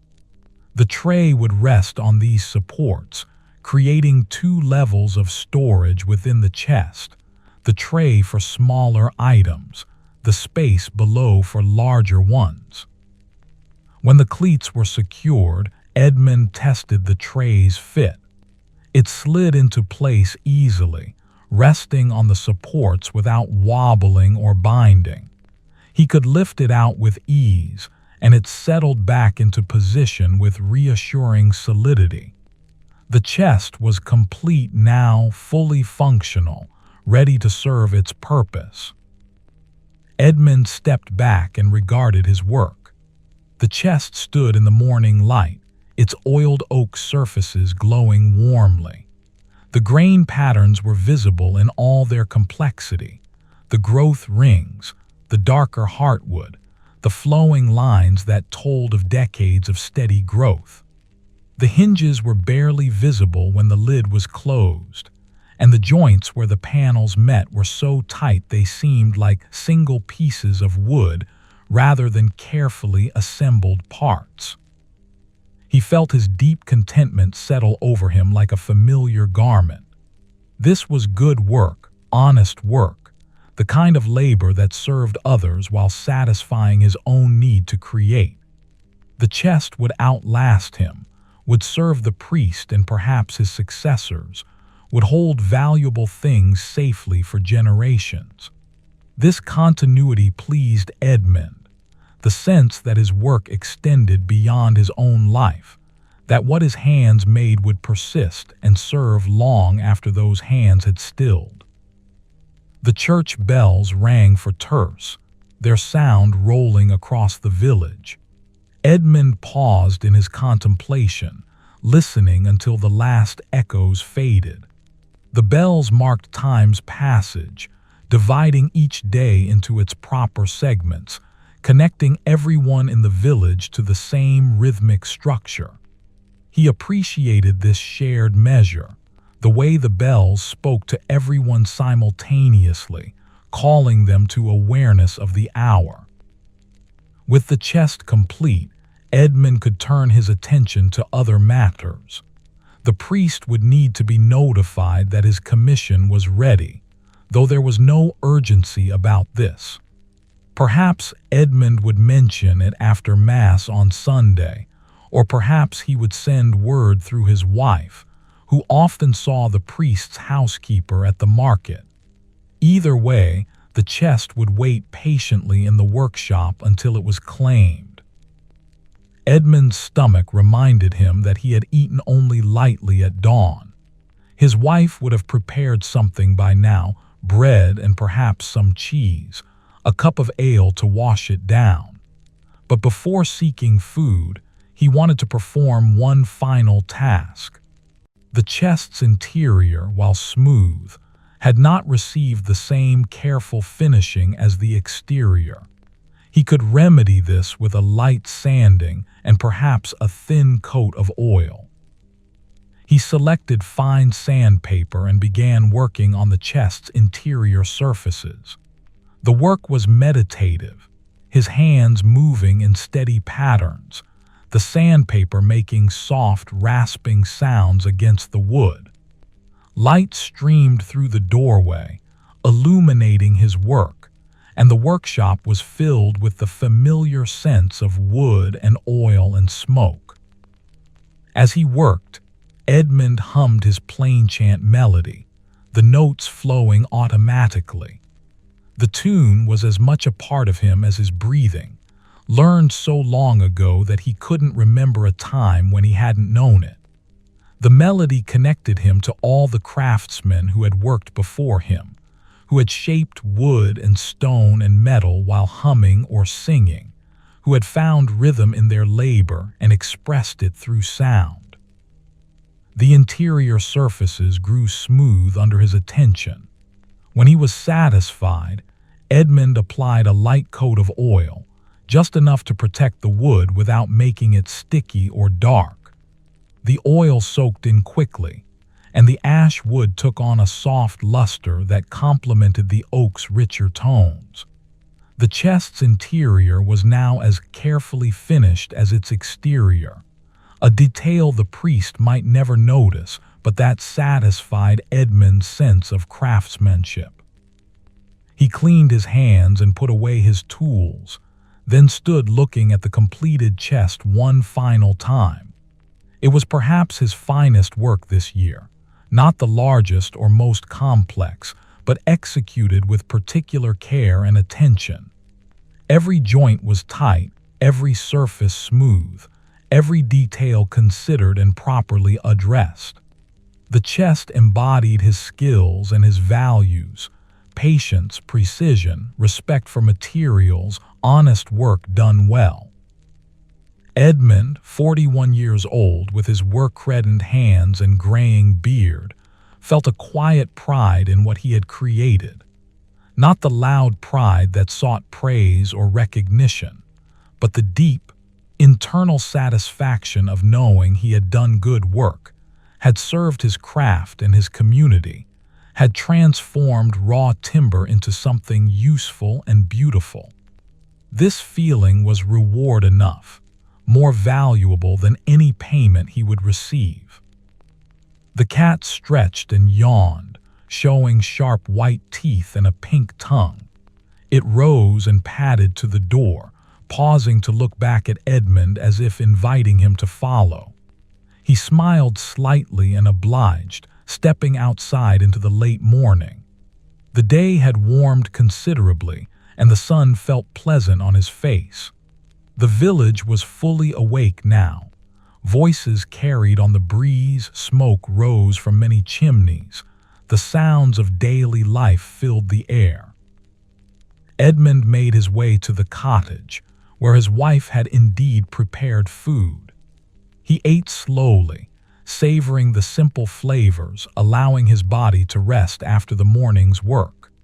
Through the cottage's window, he could see the lane and beyond it fields where the harvest was nearly complete. Autumn was advancing, bringing changes subtle and profound. Shorter days, cooler nights, the landscape transforming from green to gold and brown. After eating, Edmund returned to the workshop, though not to work. He simply wanted to be in the space, to sit quietly and let the day unfold at its own pace. He settled onto his stool near the open door, where he could watch the village go about its business while remaining in his own peaceful sanctuary.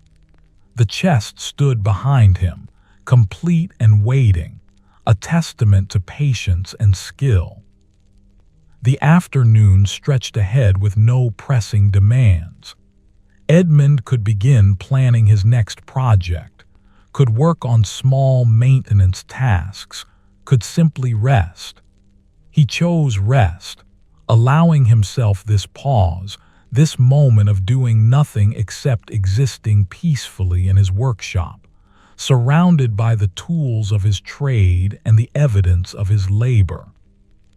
The cat returned and claimed his lap, curling into a tight ball and beginning to purr. Edmund rested one work-roughened hand on the creature's warm fur, feeling the vibration of its contentment. The workshop was filled with golden light. The air was mild and pleasant, and nothing required his immediate attention. He sat in stillness, breathing deeply, his deep contentment a tangible presence that needed no expression beyond simple being. Time passed unmeasured, marked only by the gradually shifting light and the church bells ringing for sext. The village continued its daily rhythm around him, people working, children playing, animals being tended, life proceeding in its endless patterns. Edmund sat within this flow, part of it yet also apart, a craftsman at rest after completing his work, a man at peace with his place in the world, waiting patiently for whatever would come next, content with whatever that might be. The afternoon drifted by in unhurried contentment. Edmund remained on his stool, the cat warm and sleeping in his lap, watching the play of light across the workshop floor. Dust motes floated through the sunbeams, visible and golden, moving in slow spirals whenever the slightest breeze disturbed them. The fire had burned down to a bed of coals that glowed softly, barely visible in the bright daylight but still radiating gentle warmth. Eventually, the cat stirred and stretched, then leaped down to attend to its own concerns. Edmund rose as well, his joints reminding him of his years but not complaining, simply making their presence known. He moved to the workbench and began considering what project might occupy the coming days. The chest for the priest was complete, and his hands were already anticipating the next task, the next transformation of wood into usefulness. On a shelf, he had several planks of walnut that had been seasoning for 2 years. The wood was dark and rich, with grain patterns that swirled and flowed like water frozen mid-current.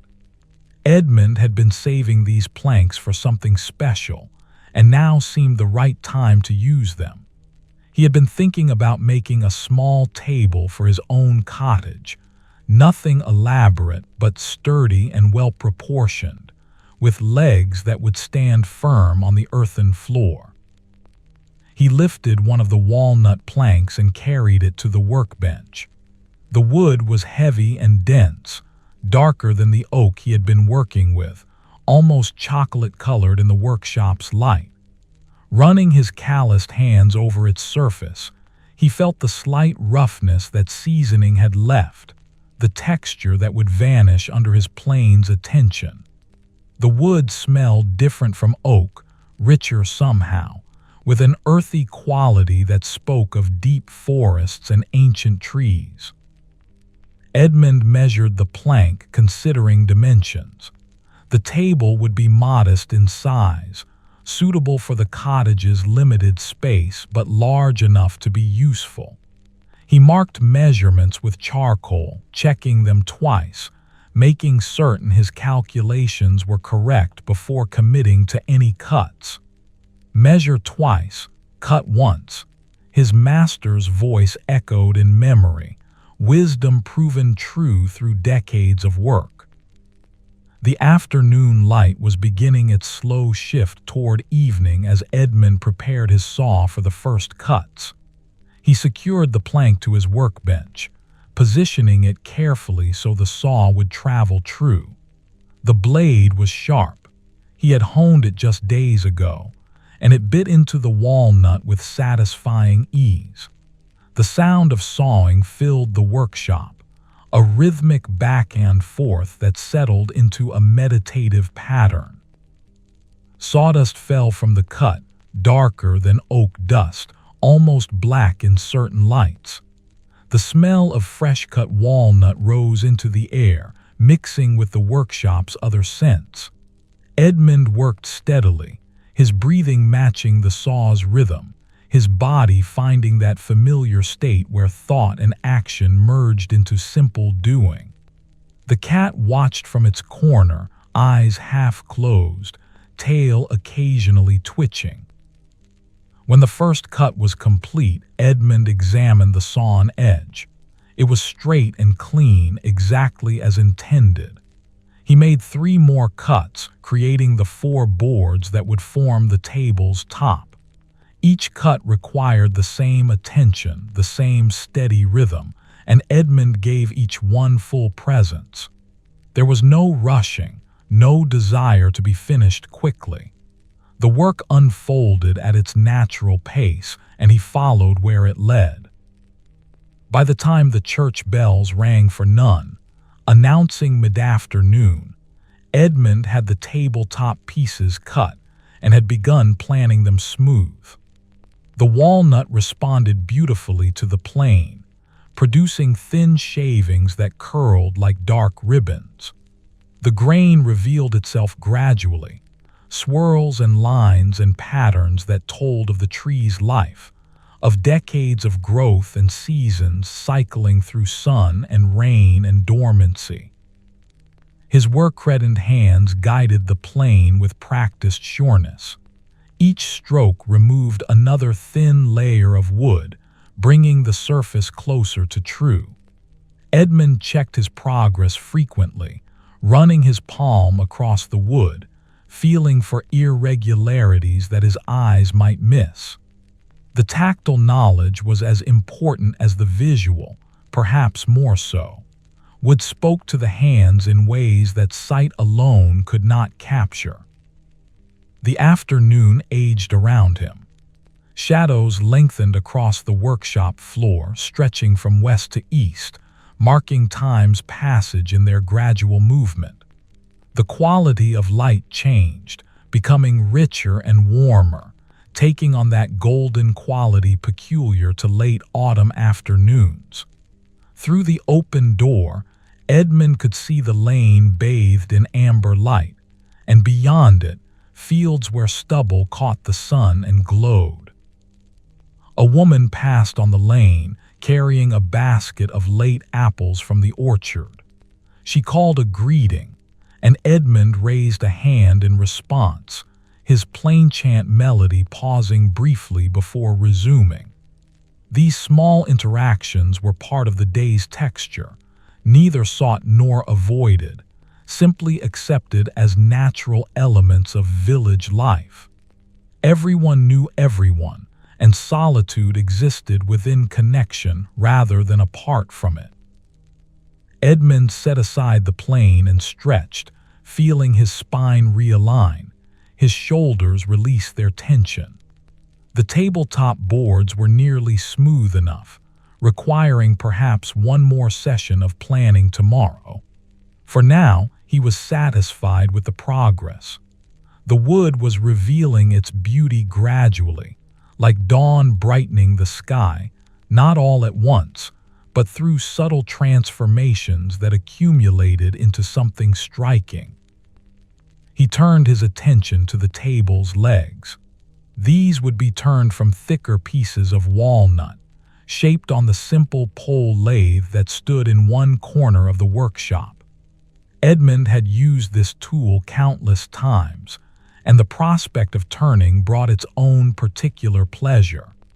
There was something deeply satisfying about shaping wood on the lathe, watching it transform from square to round, from rough to smooth, under the guidance of chisels and his own hands. But turning was work that required full energy and attention, not something to begin in the late afternoon when both light and strength were waning. Edmund decided to prepare the leg blanks instead, cutting them to approximate length and size so they would be ready for tomorrow's turning. This was work that could be done in failing light, requiring precision but not the intense focus that turning demanded. He selected 4 pieces of walnut from his supply, each one straight-grained and free of knots. These would become the table's legs, supporting the top, standing firm on the cottage floor. Edmund marked them for cutting, measuring carefully to ensure all 4 would be identical in length. Uniformity mattered in furniture. Even small variations could result in wobbling or instability. The saw moved through the dense walnut with steady rhythm. Edmund worked without hurry, letting the blade do its work, not forcing it. Each cut separated another leg blank from the larger piece, and soon he had 4 sections laid out on the workbench. They were rough and square still, bearing saw marks and irregularities, but they held the promise of what they would become, smooth cylinders that tapered slightly from top to bottom, elegant in their simplicity. The light was fading noticeably now. The sun had dropped below the roof lines, and the workshop was filled with that soft, indirect illumination that comes before dusk. Edmund could still see clearly enough to work, but he recognized the day's natural ending approaching. His body felt pleasantly tired, ready for evening's rest, and he honored this feeling rather than pushing against it. He gathered the day's accumulation of sawdust and shavings, adding them to the kindling basket. The walnut dust was darker than the oak from previous days, and the 2 woods mixed together in subtle gradations of brown. Nothing was wasted. Even these scraps would serve as fire starter, would give their final warmth to the workshop on some future cold morning. Edmund swept the floor clean, his movements slow and methodical. The broom's bristles whispered against the packed earth, gathering dust and debris. When the floor was tidy again, he returned tools to their places, each one finding its designated spot. The saw hung on its pegs, the plane went to its shelf, the chisels into their rack. Order restored, the workshop ready for tomorrow. The fire had gone out entirely, leaving only ash and a few dark fragments of charcoal. Edmund left it as it was. The evening was mild enough that no fire was needed, and he would build a fresh one tomorrow morning.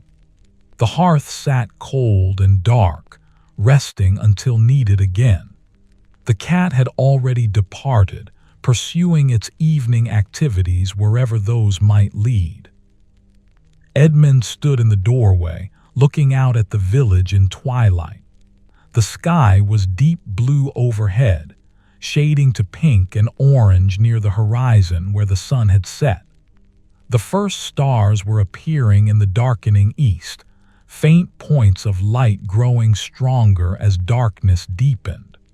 Smoke rose from cottage chimneys in straight columns, climbing into the still air before dispersing high above.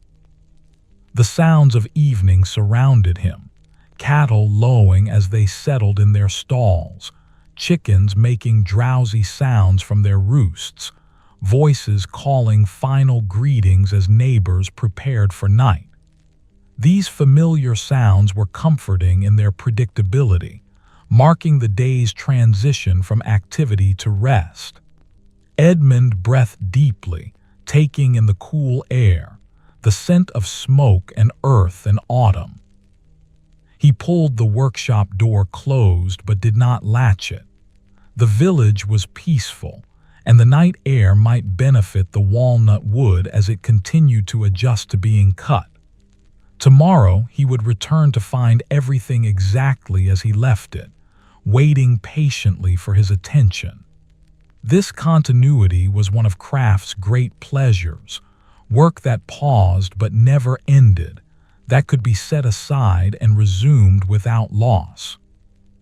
Edmund made his way to the cottage, where candlelight already glowed in the window.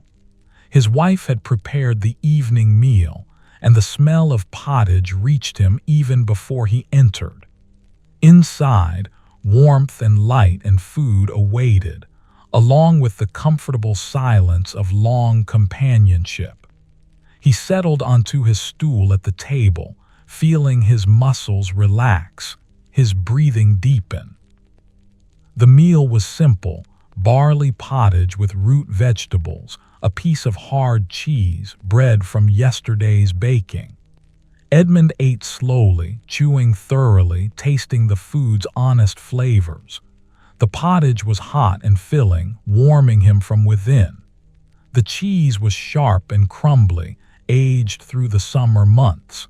The bread was dense and sustaining, the staff of life that had fed his people for generations beyond counting. After eating, Edmund sat quietly while his wife cleared the bowls and wiped the table.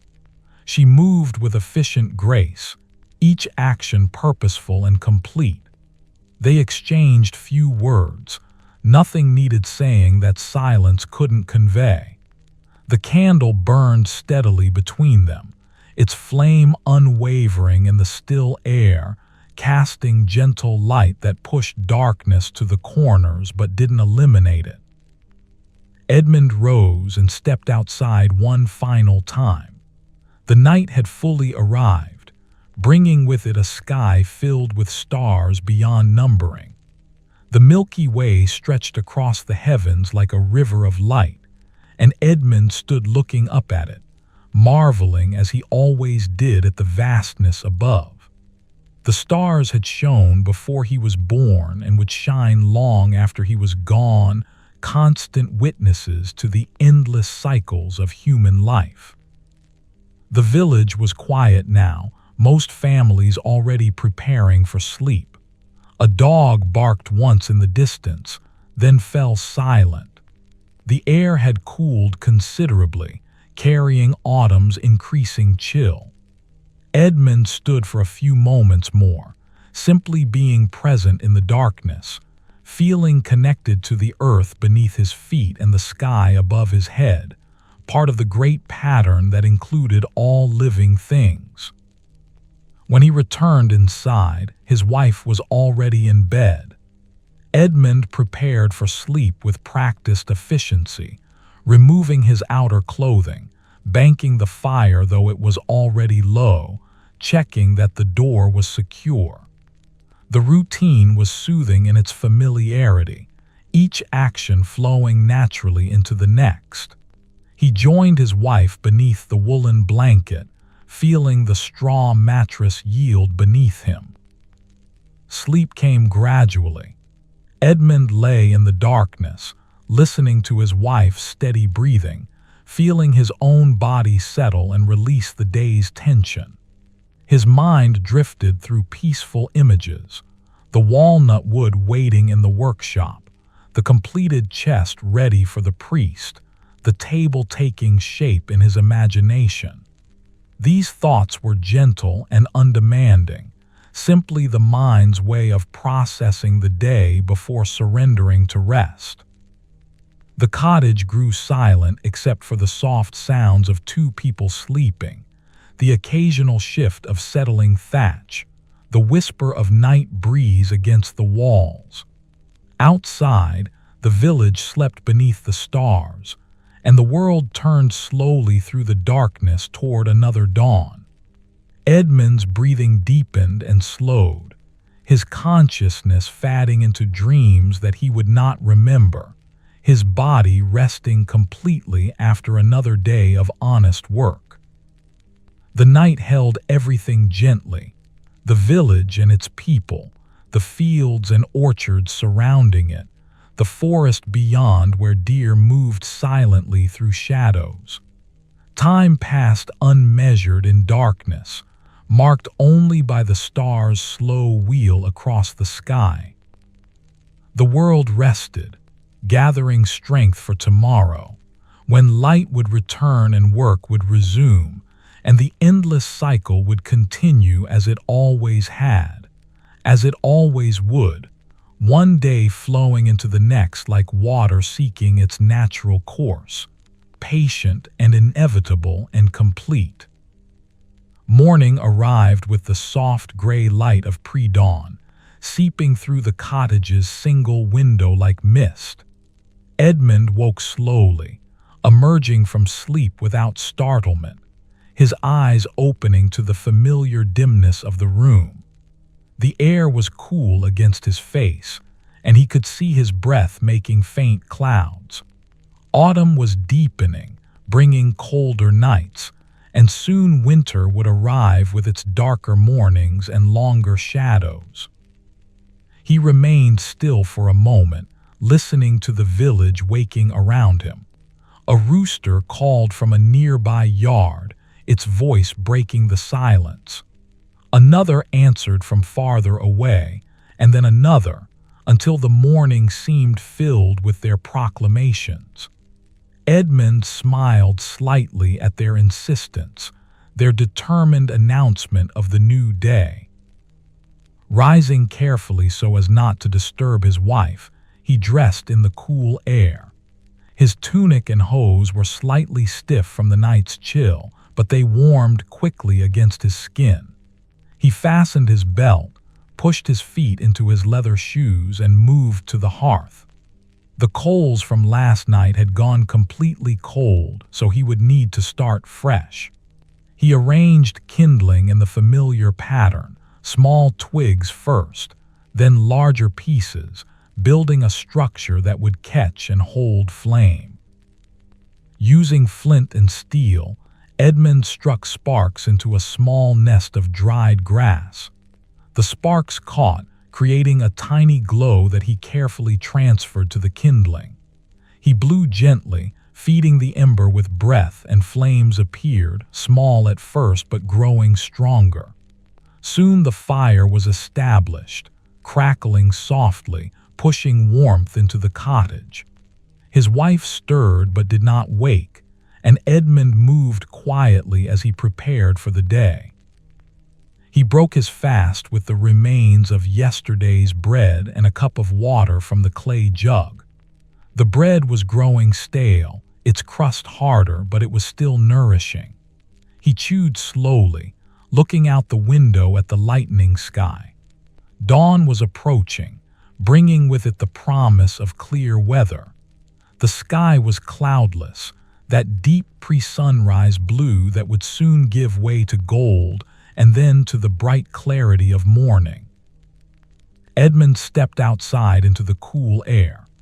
Dew had settled heavily again, coating every surface with moisture that caught the dim light and made the world shimmer. His breath made clouds that dissipated slowly, and he stood for a moment simply breathing, feeling the cold air fill his lungs and wake his body fully. The village was still mostly quiet, though smoke was rising from more chimneys now, marking where others were beginning their days. The walk to the workshop was familiar even in the half-light. Edmund's feet knew every irregularity in the path, every stone and depression. The workshop door opened with its customary creak, and he entered the space that felt more like home than any building could. The smell welcomed him, wood and old smoke, and the lingering scent of walnut from yesterday's work. He built the workshop fire with the same care he had given to the cottage hearth. Kindling caught, flames grew, and soon warmth was radiating from the hearth. The growing light revealed the walnut pieces waiting on the workbench, the tabletop boards nearly smooth, the four-leg blanks ready for turning. Edmund felt a quiet anticipation at the prospect of the day's work.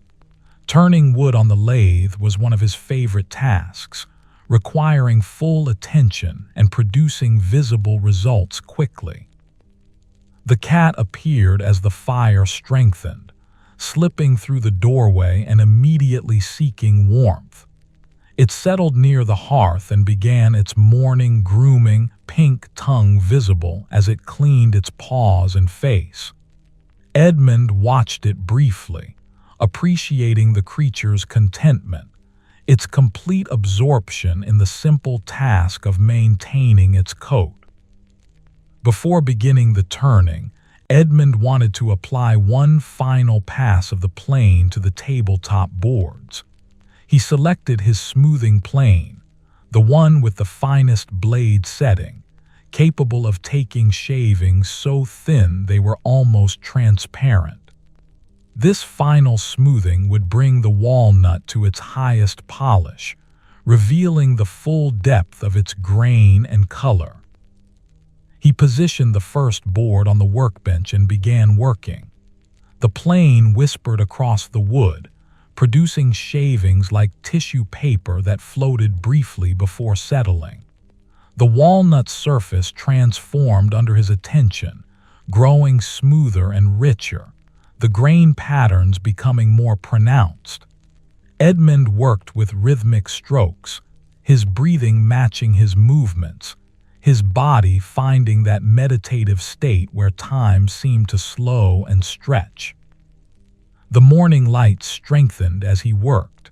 Sunrise came with golden rays streaming through the doorway, illuminating the workshop in warm tones. The walnut seemed to glow in this light, its dark surface catching and reflecting the brightness.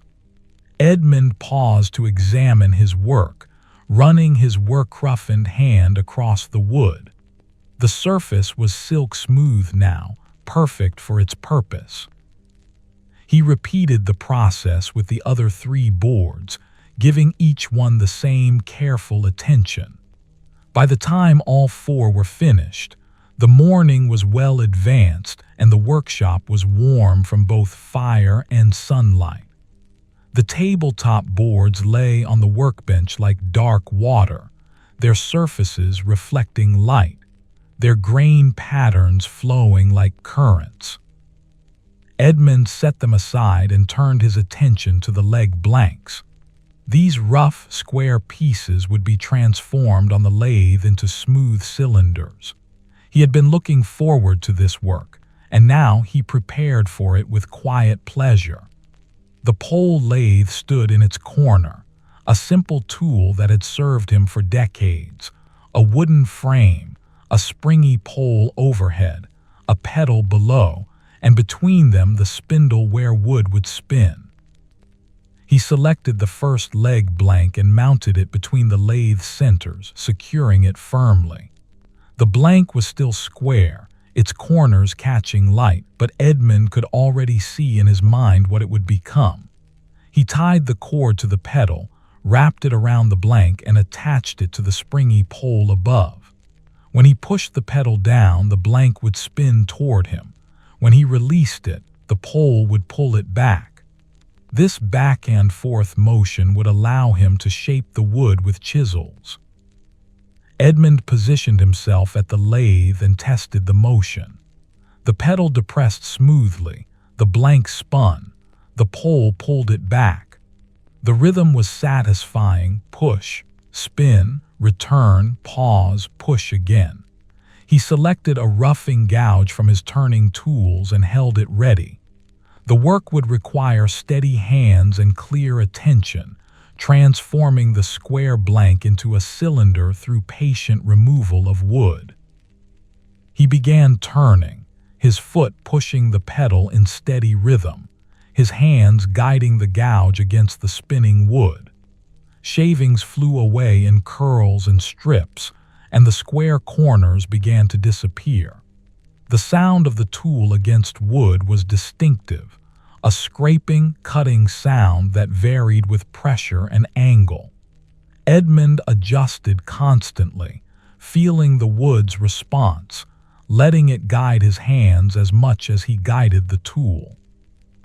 The blank gradually became round.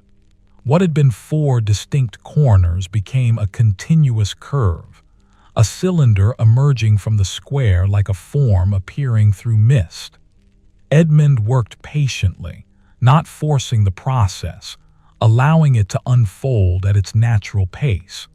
His humming returned, the plain chant melody that always accompanied his work, and the notes blended with the lathe sounds and the workshop's ambient music of fire and breeze and distant village noises. By mid-morning, the first leg was taking its final shape. Edmund had moved from the roughing gouge to finer tools, refining the cylinder, creating a subtle taper from top to bottom. The leg was thicker at the top where it would attach to the table, slightly thinner at the bottom where it would rest on the floor. This taper wasn't dramatic, barely noticeable to casual observation, but it would give the table visual grace and structural stability. The church bells rang for terce, their voices rolling across the village. Edmund paused in his work, listening until silence returned. His foot rested on the pedal, his hand still holding the turning chisel, his body momentarily motionless. Then he resumed, the rhythm re-establishing itself, the work continuing its patient progression toward completion. When the first leg satisfied him, Edmund removed it from the lathe and examined it closely. The walnut was smooth and true, its dark surface showing the marks of careful work. He ran his calloused hand along its length, feeling for any irregularities. Finding none, he set it aside and mounted the second blank. The process would repeat 3 more times, each leg shaped to match the others as closely as possible. The repetition was soothing rather than tedious. Each leg was similar but not identical. Wood was living material even after cutting, and slight variations were natural and expected. Edmund worked to minimize these differences while accepting them as part of craft's nature. Perfect uniformity belonged to objects made by machine, not to things shaped by human hands responding to natural materials. His wife appeared at midday with food, bread and cheese and a clay cup of ale. Edmund set aside his work and ate standing near the doorway, looking out at the day. The weather was fine, the sky clear and bright, the temperature mild. People moved about the village on their various errands, and he recognized most of them, neighbors whose lives intersected with his in countless small ways. After eating, Edmund returned to the lathe. The second leg was progressing well, its shape emerging through the steady removal of excess wood. The pile of shavings on the floor was growing larger, a mound of dark curls and strips that would eventually join the kindling basket. Edmund's foot maintained its rhythm on the pedal. His hands guided the tools with practiced sureness, and the afternoon unfolded in patient industry. By the time the church bells rang for none, 3 legs were complete and the 4th was nearly finished. Edmund's shoulders ached slightly from the sustained position, and his foot was tired from the constant pedaling. But these were comfortable discomforts, evidence of productive work rather than strain. He continued with the 4th leg, bringing it to completion with the same care he had given the others. When all 4 legs were finished, Edmund lined them up on the workbench. They stood in a row, dark and smooth, their tapers subtle and elegant. He examined them carefully, comparing length and thickness, checking that they matched as closely as possible. Small variations existed. One was perhaps a hair thicker at the base, another slightly longer, but these differences were minor and would not affect the table's function or appearance. The afternoon light was beginning its shift toward evening as Edmund gathered the completed pieces, 4 tabletop boards and 4 legs. Tomorrow he would join the tabletop boards, creating a single large surface. Then he would attach the legs, probably using mortise and tenon joints similar to those he had used on the chest. The table was taking shape in his mind as clearly as if it already stood complete, and his hands were already anticipating the work of final assembly. He tidied the workshop, sweeping up the accumulated shavings from the turning. The pile was substantial, enough to fill the kindling basket and more. The walnut dust was fine and dark, and it rose in small clouds when disturbed. Edmund worked carefully, not wanting to breathe too much of it. Wood dust could be irritating to the lungs, and he had learned over the years to be cautious about it. With the floor swept and tools cleaned and returned to their places, the workshop was ready for tomorrow. The fire had burned down to coals again, and Edmund added a small log that would smolder through the evening, keeping some warmth in the space. The cat had been sleeping all afternoon in its corner, and it now rose and stretched, ready for its evening prowling. Edmund stood looking at the day's work, the tabletop boards gleaming darkly, the 4 legs waiting for their joining. Good progress had been made, steady and satisfying. The table was perhaps 2 or 3 days from completion, depending on how quickly the glued joints dried and how much finishing work the assembled piece required.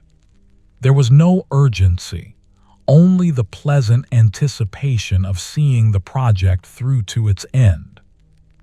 The evening was approaching with its familiar transitions, cooling air changing light, the village settling toward rest. Edmund stepped outside and watched the sky begin its evening colors. Pink and orange were appearing near the western horizon, and the blue overhead was deepening toward purple. The first evening star had appeared, bright and steady, the same star that had marked countless evenings before. He pulled the workshop door closed, leaving it unlatched as was his custom. The walk to the cottage was short, the path familiar, his body tired in the pleasant way that came from a day of productive work. Inside the cottage, his wife was preparing the evening meal, and the smell of cooking filled the small space with warmth and welcome. Edmund, 41 years old, with his work-reddened hands and graying beard, settled onto his stool at the table. His deep contentment surrounded him like the cottage's warmth, permeating everything, requiring no thought or attention. The day had been good, the work had progressed well, and the evening promised rest and simple comfort. This was enough, more than enough. This was everything that mattered, contained in the small circle of cottage and workshop, family and craft, day following day in gentle succession, each one sufficient and complete in itself, asking nothing more than presence and attention and honest work done well. The evening meal was eaten in comfortable quiet, the pottage warm and thick with turnips and carrots from the garden. Edmund savored each spoonful, tasting the earth in the vegetables, the herbs his wife had dried and stored through the summer. A small piece of bacon had been added for richness, and its flavor permeated the dish, making it hearty and satisfying. The bread was fresh from today's baking, still slightly warm, its crust crackling under his fingers. After eating, Edmund remained at the table while his wife moved about the cottage, tidying and preparing for night. The single candle burned steadily, its flame unwavering, casting a circle of yellow light that didn't quite reach the walls. Beyond the window, darkness had settled completely, bringing with it the quiet sounds of a village at rest. An owl called from the direction of the forest, its voice low and resonant, speaking to the night. Edmund's thoughts drifted to the table taking shape in his workshop. He could see it clearly in his mind. The four boards joined into a single surface, the legs attached firmly, the whole piece standing solid and useful. It would serve his household for years, perhaps decades, holding meals and providing a surface for countless small tasks.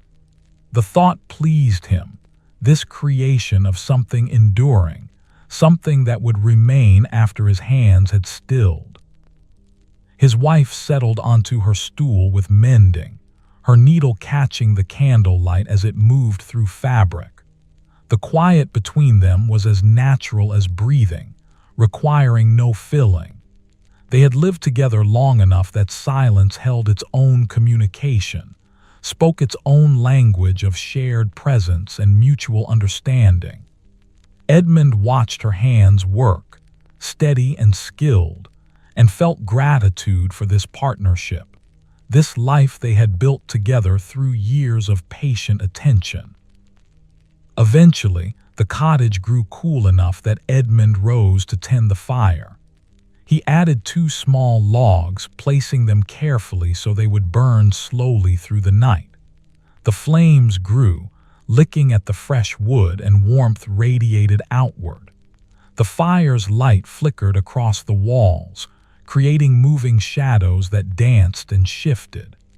Edmund stood watching for a moment, drawn by fire's eternal appeal, its combination of beauty and utility. When he stepped outside for his final look at the night, the air was cold enough to make his breath visible in thick clouds. The stars seemed brighter in the chill, sharper somehow, as if the cold air had polished them.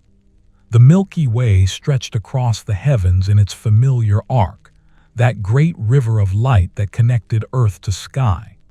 Edmund stood looking up, feeling small beneath that vastness yet also connected to it, part of the same creation that included stars and trees and the very ground beneath his feet. The village was dark except for the glow of firelight through a few windows. Most families had already retired, seeking the warmth of beds and the rest that sleep would bring. A dog barked once, twice, then fell silent. The stream beyond the village murmured constantly, its voice so familiar Edmund usually didn't notice it, but tonight he heard it clearly. Water moving over stone, flowing toward the river, continuing its endless journey to the sea. He returned inside, closing the door against the cold. His wife was already in bed, the mending set aside until tomorrow. Edmund prepared for sleep with the same quiet efficiency as always, removing his outer clothing, checking that the door was secure, ensuring the fire was safe. The routine was deeply comforting, each action flowing naturally into the next, marking the transition from waking to rest. Beneath the woolen blanket, Edmund felt his body begin to release the day's accumulated tension. The straw mattress yielded beneath him, conforming to his shape, and warmth gathered where his body contacted the bedding. His wife's steady breathing was a peaceful sound, rhythmic and calming. Edmund's own breathing deepened and slowed, matching hers, and consciousness began its slow fade toward sleep. The cottage settled into its nighttime stillness. The fire's soft crackling, the occasional shift of thatch overhead, the gentle sounds of two people sleeping.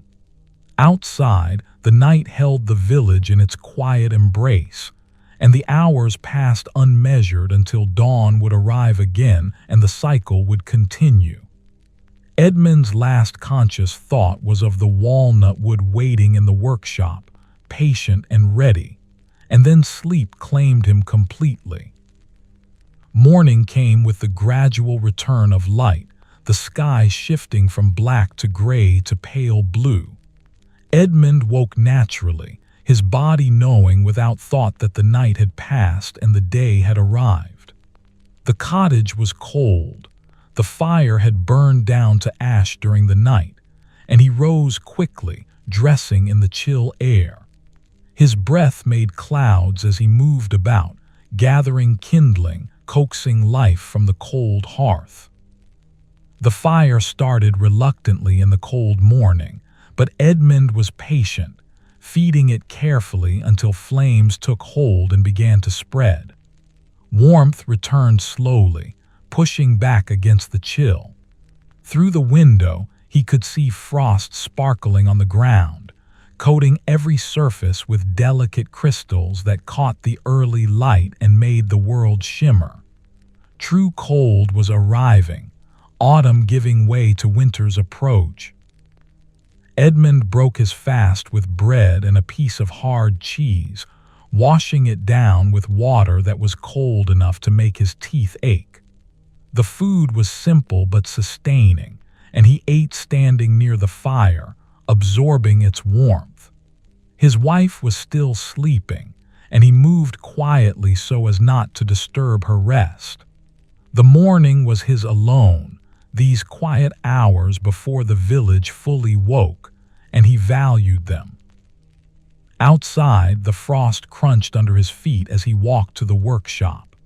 His breath made thick clouds that hung in the still air before dissipating. The sky was clear, promising fair weather, though the cold suggested the sunny warmth of recent days was ending. Winter approached, bringing shorter days and longer nights, indoor work by firelight, the smell of wood smoke perpetually in the air. The workshop was cold when Edmund entered, cold enough that he could see his breath inside as clearly as outside. He built the fire quickly, needing warmth before he could work effectively.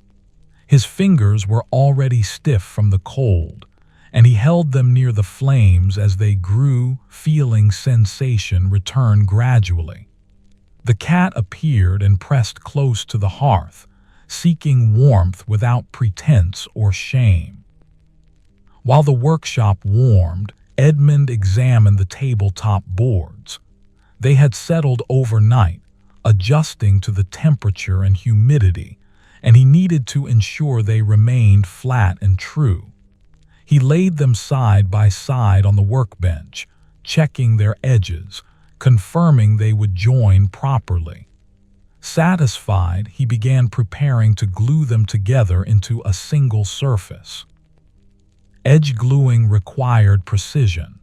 The board's edges needed to be perfectly straight and square so they would meet without gaps.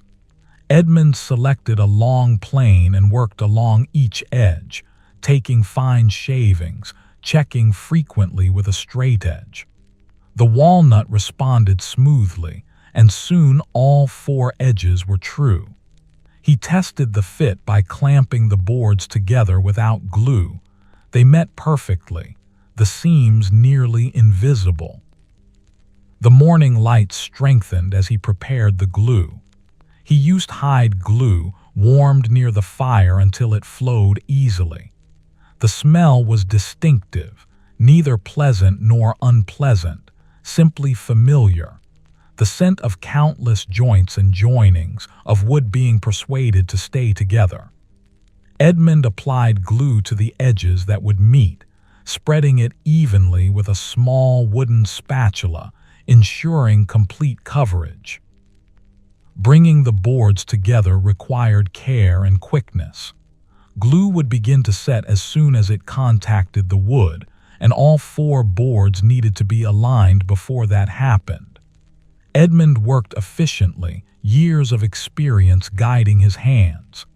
He positioned the first 2 boards, pressed them together, added the 3rd, then the 4th. The seams closed tightly, excess glue squeezing out, and he wiped it away before it could dry. Clamping the glued boards required multiple clamps positioned carefully to distribute pressure evenly. Edmund worked methodically, tightening each clamp gradually, alternating from one to another, ensuring the boards remained flat while being pressed together. Too much pressure could cause the boards to buckle, too little would result in weak joints. The balance came from experience and attention. When all the clamps were secured, Edmund stepped back to examine his work. The 4 boards appeared as a single piece, the seams barely visible.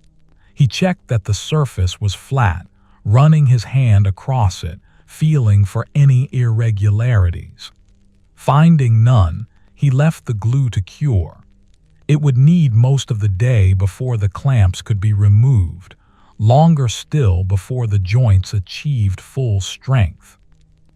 With the tabletop gluing and unable to proceed further with the table, Edmund turned his attention to other tasks. The spoon he had finished for his neighbor's daughter needed delivery, and this seemed a good morning for the short walk to their cottage. The cold air would be invigorating, and the walk would warm his blood after the morning's relatively still work. He wrapped the spoon in a clean piece of linen and tucked it inside his tunic for protection. The workshop door closed behind him, and he set off down the lane. Frost still coated everything in shadow, though where sunlight touched, it was melting, leaving dark patches on the earth. His breath clouded before him, and his hands were cold even tucked into his sleeves. The neighbor's cottage was perhaps a quarter-mile distant, near the edge of the village. Edmund walked at his usual unhurried pace, observing the morning as it unfolded around him. Smoke rose from chimneys in straight columns before dispersing high above. A woman was drawing water from the well, her bucket making a hollow sound as it descended. Children were playing near one cottage, their voices bright and sharp in the cold air, their cheeks red from the chill. He passed the church with its stone tower reaching toward the sky. The bells hung silent for now, waiting for the appointed hours when they would call across the village. The churchyard beside it held generations of villagers, marked by simple wooden crosses and a few stone markers for those who had been wealthy enough to afford them. Edmund's own parents rested there, and his grandparents, and generations before them whose names he no longer knew. The neighbor's cottage appeared ahead, smoke rising steadily from its chimney. Edmund approached and called out a greeting before entering.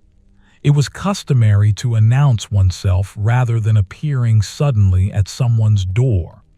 A voice called back, welcoming, and Edmund entered the small cottage. Inside, warmth and the smell of baking bread greeted him. The neighbor's wife was at the hearth, and she turned with a smile when Edmund entered. They exchanged pleasantries, comments about the cold, observations about the weather, inquiries about health and family. Edmund produced the spoon and presented it, explaining it was a gift for the daughter's upcoming marriage. The woman's gratitude was genuine and warm. She examined the spoon with obvious pleasure, running her fingers over the carved handle, testing the bowl's depth and balance. She called her daughter from the back of the cottage, and the young woman appeared, her face brightening when she saw the gift. Edmund felt quiet satisfaction at their pleasure, at this small contribution to a young family's beginning. They pressed him to stay for bread fresh from the oven, and Edmund accepted. The bread was warm and fragrant, its crust crackling, its interior soft and yielding. He ate standing near their fire, listening to the daughter's shy thanks and her mother's plans for the wedding feast. The conversation flowed around him comfortably, and he contributed where appropriate while mostly listening, content to be present in this moment of simple community. When the bread was eaten and appropriate time had passed, Edmund took his leave. The walk back to his workshop retraced his earlier path, and the morning had advanced considerably. The sun was higher now, and most of the frost had melted except in the deepest shadows. The village was fully awake, busy with its daily rhythms, people at work, animals being tended, life proceeding in its endless patterns. Back in the workshop, Edmund found the fire had burned down but not out. He added wood and stirred the coals, and flames returned. The cat was curled in its spot, sleeping soundly and barely stirred when Edmund entered. The tabletop remained clamped on the workbench, its joints setting, patient and still. Edmund decided to work on the legs while the tabletop cured. Each leg needed final smoothing, and perhaps a light application of oil to bring out the walnut's full color and protect the wood. He selected the first leg and began working it with fine sandpaper, removing any small irregularities left by the turning process. The work was meditative and satisfying. His hands moved in steady rhythm, the sandpaper whispered against the wood, and the leg grew smoother under his attention. The walnut's grain became more visible as he worked, dark lines flowing through lighter wood, patterns that spoke of the tree's growth and life. Edmund hummed his plain chant melody, the notes flowing automatically, and time passed unmeasured except by the gradual completion of the task. By midday, all 4 legs were sanded smooth. Edmund had worked around each one multiple times, checking constantly for rough spots, ensuring uniformity. Now they lay on the workbench like dark columns, ready for their final finishing.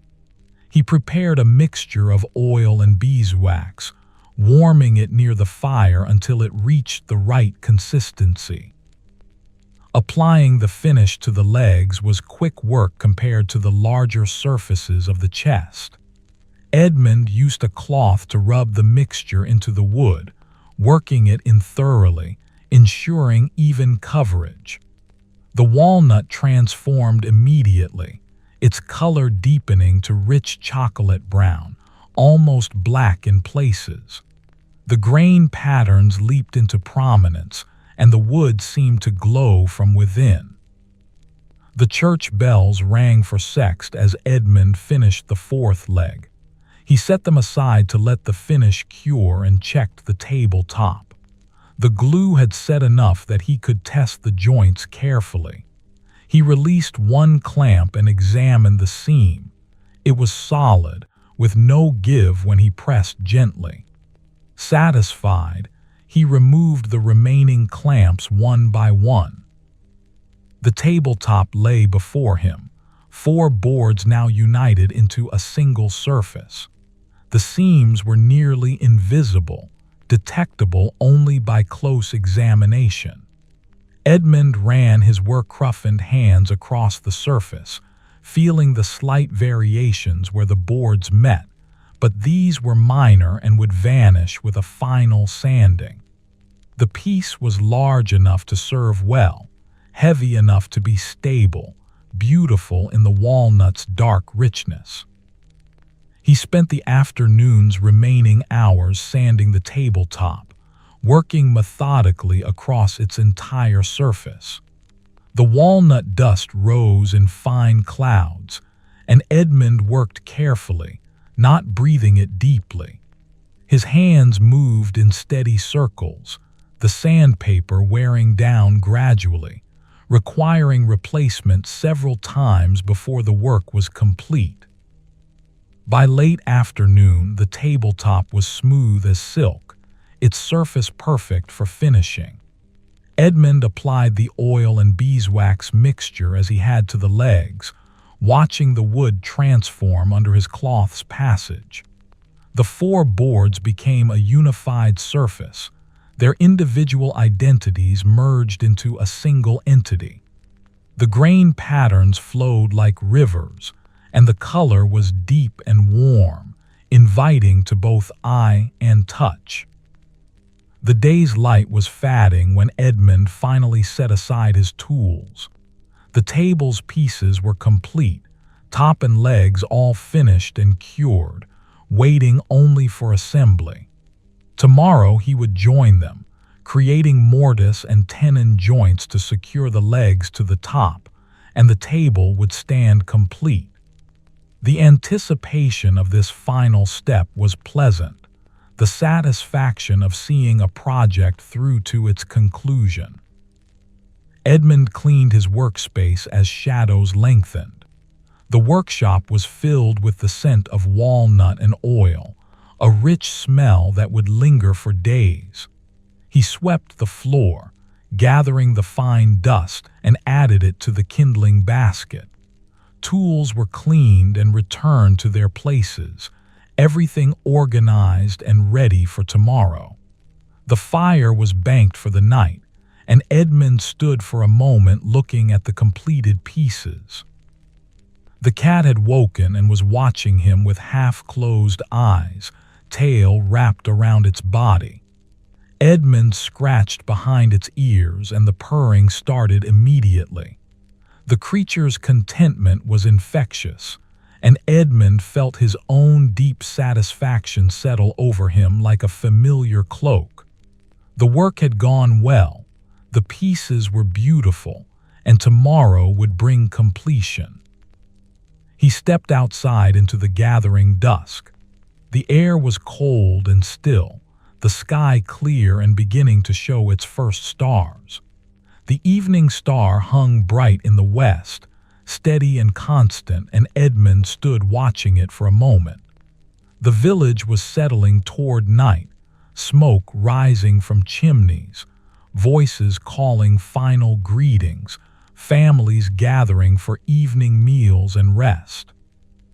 Edmund, 41 years old, with his work-reddened hands and graying beard, turned toward his cottage. Inside, warmth and food and rest awaited, along with the quiet companionship of his wife. The day was ending as it should, peacefully and completely, one more day in the endless succession of days that made up a life.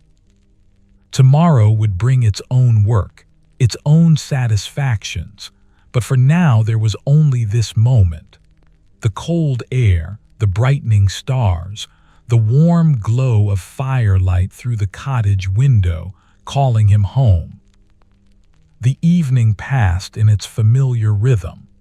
Edmund ate the meal his wife had prepared, a pottage of beans and onions, flavored with a ham bone that had been simmering all day. The broth was rich and savory, warming him from the inside, chasing away the lingering chill from his hours in the workshop. He soaked pieces of bread in the pottage, letting them absorb the flavor before eating them slowly, savoring each bite.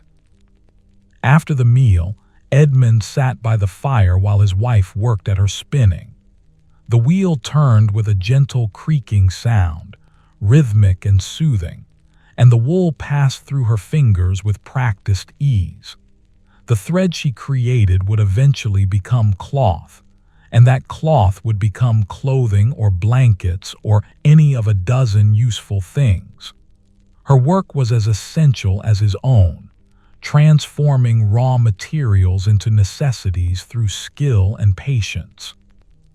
The fire burned steadily, its light flickering across the cottage walls. Edmund found himself thinking about the table, imagining it complete and standing in this very room. It would replace the smaller, older table they currently used, giving them more surface for meals and work.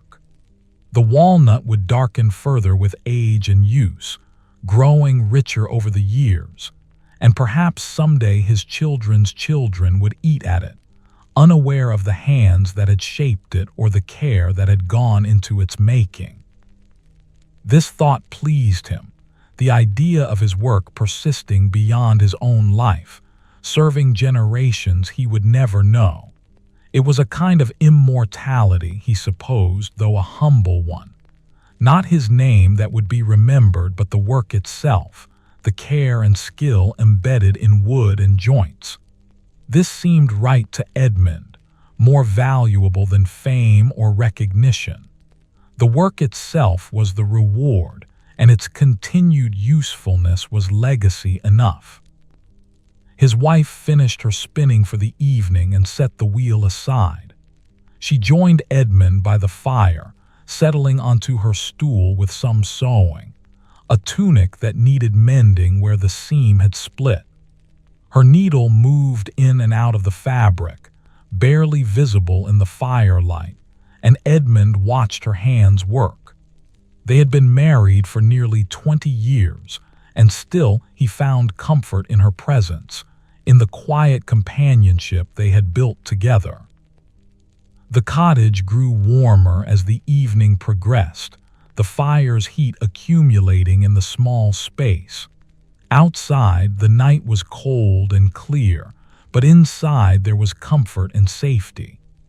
Edmund felt grateful for this simple blessing: a roof overhead, walls that kept out the wind, fire to push back the darkness. Many people had far less, and he never took these things for granted. Eventually, drowsiness began to settle over him.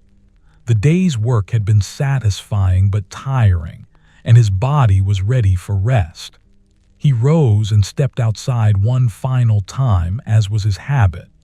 The night air was sharp and cold, making him catch his breath. The stars were brilliant overhead, countless points of light spread across the darkness. The moon had risen, a waning crescent hanging low in the eastern sky, casting pale silver light across the village. Everything was quiet except for the constant murmur of the stream and the occasional sound of an animal settling for the night. The cold made Edmund's nose and cheeks tingle, and he didn't linger long before returning inside. The cottage's warmth enveloped him, and he closed the door firmly against the chill. He prepared for sleep with the same careful routine as always. The fire was banked, coals covered with ash to preserve them through the night. His outer clothing was removed and folded. The door was checked to ensure it was secure. These small rituals marked the transition from day to night, from waking to sleeping, and Edmund performed them with mindful attention. Beneath the woolen blanket, warmth gathered quickly. His wife was already settled, her breathing steady and deep. Edmund lay still, feeling his body release its tension, his muscles relaxing one by one. His thoughts drifted peacefully, images of the table taking final form, the walnut wood gleaming in firelight, the satisfaction of completion. These were gentle thoughts that asked nothing of him, simply drifting through his mind like clouds across a summer sky. Sleep came gradually, consciousness fading by degrees until Edmund was no longer aware of the cottage or the fire or even his own breathing. The night held him gently, and his rest was deep and untroubled. Outside, the stars wheeled slowly across the sky, marking time's passage, and the village slept beneath their ancient light. Morning arrived with birdsong and the gradual return of light. Edmund woke feeling refreshed, his body rested and ready for the day's work. The cottage was cold again, the fire reduced to cold ash, and he rose quickly to rebuild it. The kindling caught easily, flames spreading and growing, and soon warmth was returning to the small space. He broke his fast with bread and a piece of cheese, eating standing by the fire. Through the window he could see frost coating everything again, though not as heavily as yesterday. The sky was clear, promising another cold but fair day. Edmund dressed warmly, pulling on an extra layer beneath his tunic, knowing the workshop would be cold until the fire had burned for some time. The walk to the workshop was brisk, his breath making clouds in the morning air. The village was just beginning to stir, a few people moving about, smoke rising from chimneys, the sounds of animals being tended. Edmund's footsteps crunched on the frost-covered ground, and the cold air made his eyes water slightly. Inside the workshop, he immediately set about building the fire. The cold had penetrated deeply overnight, and even the walls seemed to radiate chill. Edmund worked patiently, feeding the fire carefully until it was burning strongly. The cat appeared shortly after, slipping inside and pressing close to the hearth without even bothering to greet him first. Edmund smiled at this single-minded pursuit of warmth. While the workshop heated, Edmund examined the table pieces. The tabletop and legs had cured overnight, the oil finish now dry and protective. The wood was beautiful in the morning light, dark and rich, the grain pattern subtle but striking. Everything was ready for final assembly, and Edmund felt quiet anticipation at the prospect of completing the project. He would attach the legs using mortise and tenon joints, the same reliable method he had used on countless pieces over the years. Each leg would have a tenon cut at its top, a projection that would fit into a corresponding mortise cut into the tabletop's underside. When properly made and fitted, these joints were incredibly strong, capable of supporting weight and resisting stress for decades. Edmund began by marking where each leg would attach. He measured carefully, ensuring the legs would be positioned symmetrically, that the table would stand level and stable. The marks were made with charcoal, precise and clear, double-checked before he proceeded. Measure twice, cut once. The old wisdom had saved him from many mistakes over the years. The mortises needed to be cut into the tabletop's underside. Edmund selected his mortise chisel and mallet, tools designed specifically for this task. He positioned the tabletop upside down on his workbench, securing it so it wouldn't shift during the cutting. The first mortise location was marked clearly, and Edmund began the careful work of removing wood. The chisel bit into the walnut with each mallet strike, removing small amounts of wood with each cut.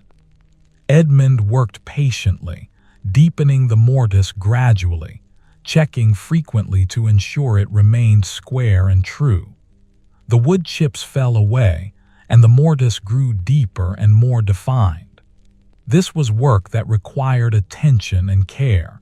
Too aggressive and the wood might split, too timid and progress would be frustratingly slow. By mid-morning, the first mortise was complete. Edmund tested it with a scrap piece of wood cut to approximate the tenon's dimensions. The fit was snug but not too tight, exactly right. He proceeded to the second mortise, then the third and fourth, giving each one the same careful attention. The work was repetitive but not tedious, each mortise a small challenge requiring focus and precision. When all 4 mortises were cut, Edmund turned his attention to the legs. Each one needed a tenon cut at its top, a projection that would fit into the mortises he had just created. This required careful sawing and chiseling, removing wood from around what would become the tenon, leaving it standing proud. He worked on the first leg, measuring and marking, then carefully sawing down the sides of what would become the tenon. The saw moved smoothly through the walnut, and Edmund controlled it carefully, ensuring the cuts were straight and square. When the sawing was complete, he used a chisel to remove the waste wood, revealing the tenon beneath. The tenon emerged gradually under his hands, a square projection at the leg's top, sized to fit precisely into the mortise he had cut earlier. Edmund tested the fit frequently, making small adjustments with the chisel, shaving away tiny amounts of wood until the tenon slid into the mortise with firm resistance. Too loose and the joint would be weak, too tight and he risked splitting the wood when assembling. The church bells rang for terce, their voices rolling across the village. Edmund paused in his work, listening, then resumed. The morning was advancing steadily and he was making good progress. The first leg's tenon was complete, fitting perfectly into its mortise, and he moved on to the second. The work continued through the morning and into the afternoon. Each leg required the same careful attention, measuring, marking, sawing, chiseling, testing, adjusting. Edmund's hands moved with practiced confidence, but he never allowed familiarity to replace attention. Each cut mattered, each measurement needed verification, each fit required testing. By the time the church bells rang for none, all 4 legs had their tenons cut and fitted. Edmund tested each one, inserting it into its mortise, checking that it seated fully and firmly. Everything fit as intended, the reward for careful measuring and patient work. Now came the final assembly, the moment when separate pieces would become a unified whole. He prepared hide glue, warming it near the fire until it flowed smoothly. The smell filled the workshop, that distinctive scent that always accompanied joinings. Edmund worked methodically, applying glue to the first tenon and its corresponding mortise, then bringing them together. The legs slid into place with satisfying firmness, and he ensured it was fully seated before moving to the second. Each leg was attached in turn, glue applied, joints brought together, everything checked for proper alignment. Edmund worked efficiently but without rush, knowing that once the glue began to set, repositioning would be difficult. His years of experience guided his hands, and soon all 4 legs were attached. The table stood inverted on the workbench, legs pointing upward. Edmund checked that all 4 tenons were fully seated, that no gaps existed at the joints. Satisfied, he carefully flipped the table right side up.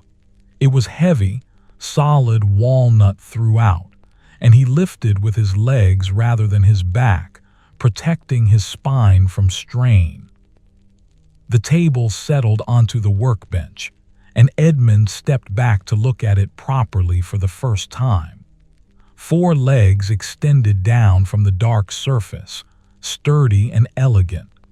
The proportions were pleasing, the top large enough to be useful but not overwhelming, the legs thick enough to be strong without appearing clumsy. The walnut's rich color unified the piece, making it appear as if it had grown rather than been built.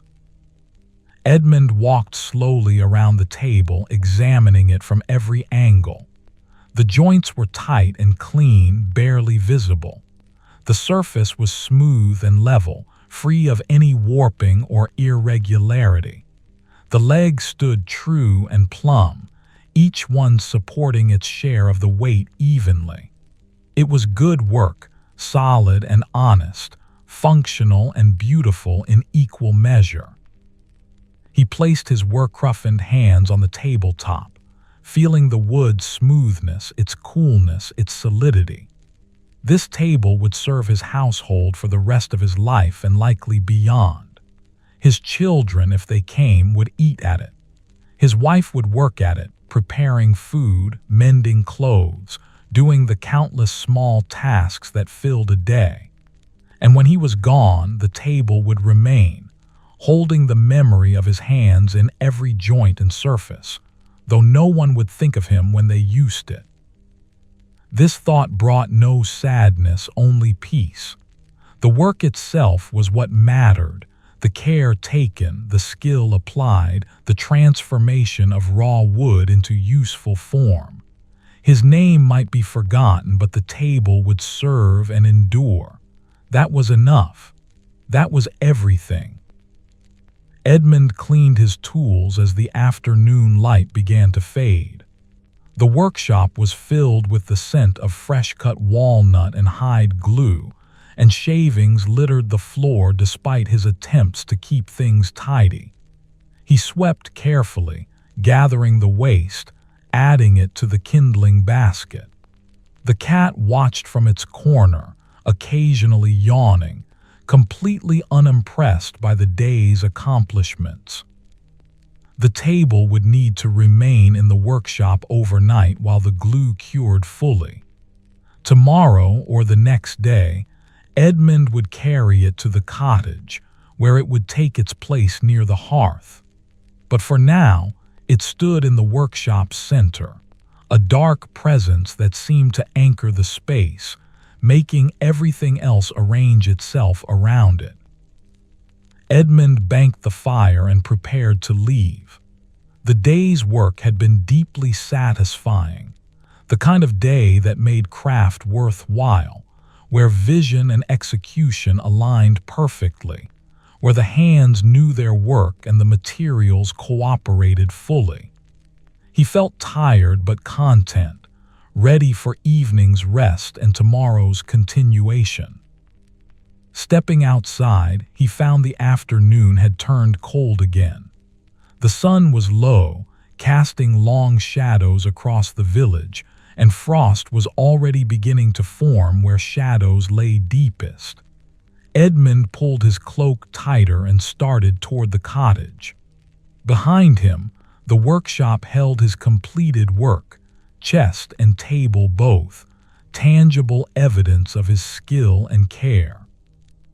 The cottage window glowed with firelight, and Edmund, 41 years old with his work-reddened hands and graying beard, moved toward that welcoming warmth. His deep contentment was a physical presence, warming him from within more effectively than any fire. The day was ending as it should, work completed, rest approaching, the endless cycle continuing as it always had, one day giving way to the next in gentle succession, each one sufficient and complete, asking nothing more than presence and honest effort, offering in return the quiet satisfaction of a life well lived, one careful joint at a time. The evening unfolded with the same peaceful rhythm that had marked all the days before it. Edmund ate his supper slowly, the pottage warming him, the bread satisfying his hunger. Across the table, his wife's quiet presence was a comfort that needed no words. The single candle burned between them, its flame steady and true, casting gentle light that softened the cottage's simple interior. After the meal, Edmund sat by the fire watching the flames dance and shift. His thoughts were quiet, drifting without urgency or direction. He thought of the table standing in the workshop, waiting to be brought home. He thought of the chest that would soon go to the priest, carrying with it the care of his hands. These were good thoughts, peaceful thoughts, asking nothing of him except to acknowledge them and let them pass. His wife worked at her mending nearby, her needle catching the firelight as it moved through fabric.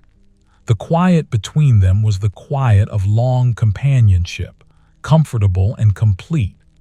Outside, the night was cold and clear, but inside there was warmth and safety. Edmund felt grateful for these simple blessings. This cottage, this fire, this companionship, this life built slowly through years of patient work. When drowsiness finally settled over him, Edmund rose and stepped outside one last time. The stars filled the sky in their countless thousands, bright and cold and eternal. The village was quiet, most families already asleep, and the only sound was the distant murmur of the stream, constant and unchanging. The cold air made his face tingle, and he breathed deeply, taking it into his lungs, feeling fully alive in this moment. He stood for a time, simply being present beneath the vast sky. Tomorrow the table would come home. Tomorrow there would be other work waiting, wood to shape, joints to cut, the endless succession of tasks that filled a craftsman's life. But tomorrow was tomorrow. Tonight there was only this: the stars overhead, the cold air, the warm cottage behind him, and the deep satisfaction of knowing he had done good work. Edmund returned inside and closed the door gently. He prepared for sleep with careful attention to each small task, banking the fire, removing his outer clothing, checking that everything was secure. His wife was already in bed, her breathing steady and peaceful. Edmund joined her, feeling the straw mattress yield beneath him, the woolen blanket's warmth gathering around him. His body relaxed completely, releasing all tension, settling into rest. His breathing deepened and slowed, matching the rhythm of his wife's gentle inhalations. The cottage grew silent except for these quiet sounds: two people breathing, the fire's soft whisper, the night wind touching the thatch so lightly it barely made a sound. Edmund's last conscious thoughts were of wood grain flowing like water, of joints fitting together with perfect precision, of hands moving in patterns worn smooth by years of repetition. Then even these thoughts faded, and there was only peace, deep and complete and sufficient. Outside, the stars continued their slow wheel across the sky. The stream murmured its constant song. The village slept beneath the cold, clear night. And in the workshop, the table stood finished and waiting, its dark walnut surfaces holding the memory of careful hands, ready to serve for generations yet to come. The night held everything gently: the sleeping village, the completed work, the craftsman at rest. Time passed unmeasured in the darkness, the hours flowing like water toward dawn. And when morning came again, as it always did, there would be new work waiting, new wood to shape, the endless rhythm continuing. But for now, there was only this perfect stillness. Edmund sleeping peacefully in his cottage, his work complete, his hands at rest, his deep contentment surrounding him like the warmth of the fire, like the comfort of the bed, like the quiet presence of love grown familiar over years. Sleep had come, bringing with it the rest that honest work had earned, and the night wrapped around him softly, holding him safe until the dawn would call him back to waking, back to work, back to the simple, endless satisfaction of shaping wood with patient hands and careful attention, one piece at a time, one day following another, peaceful and complete.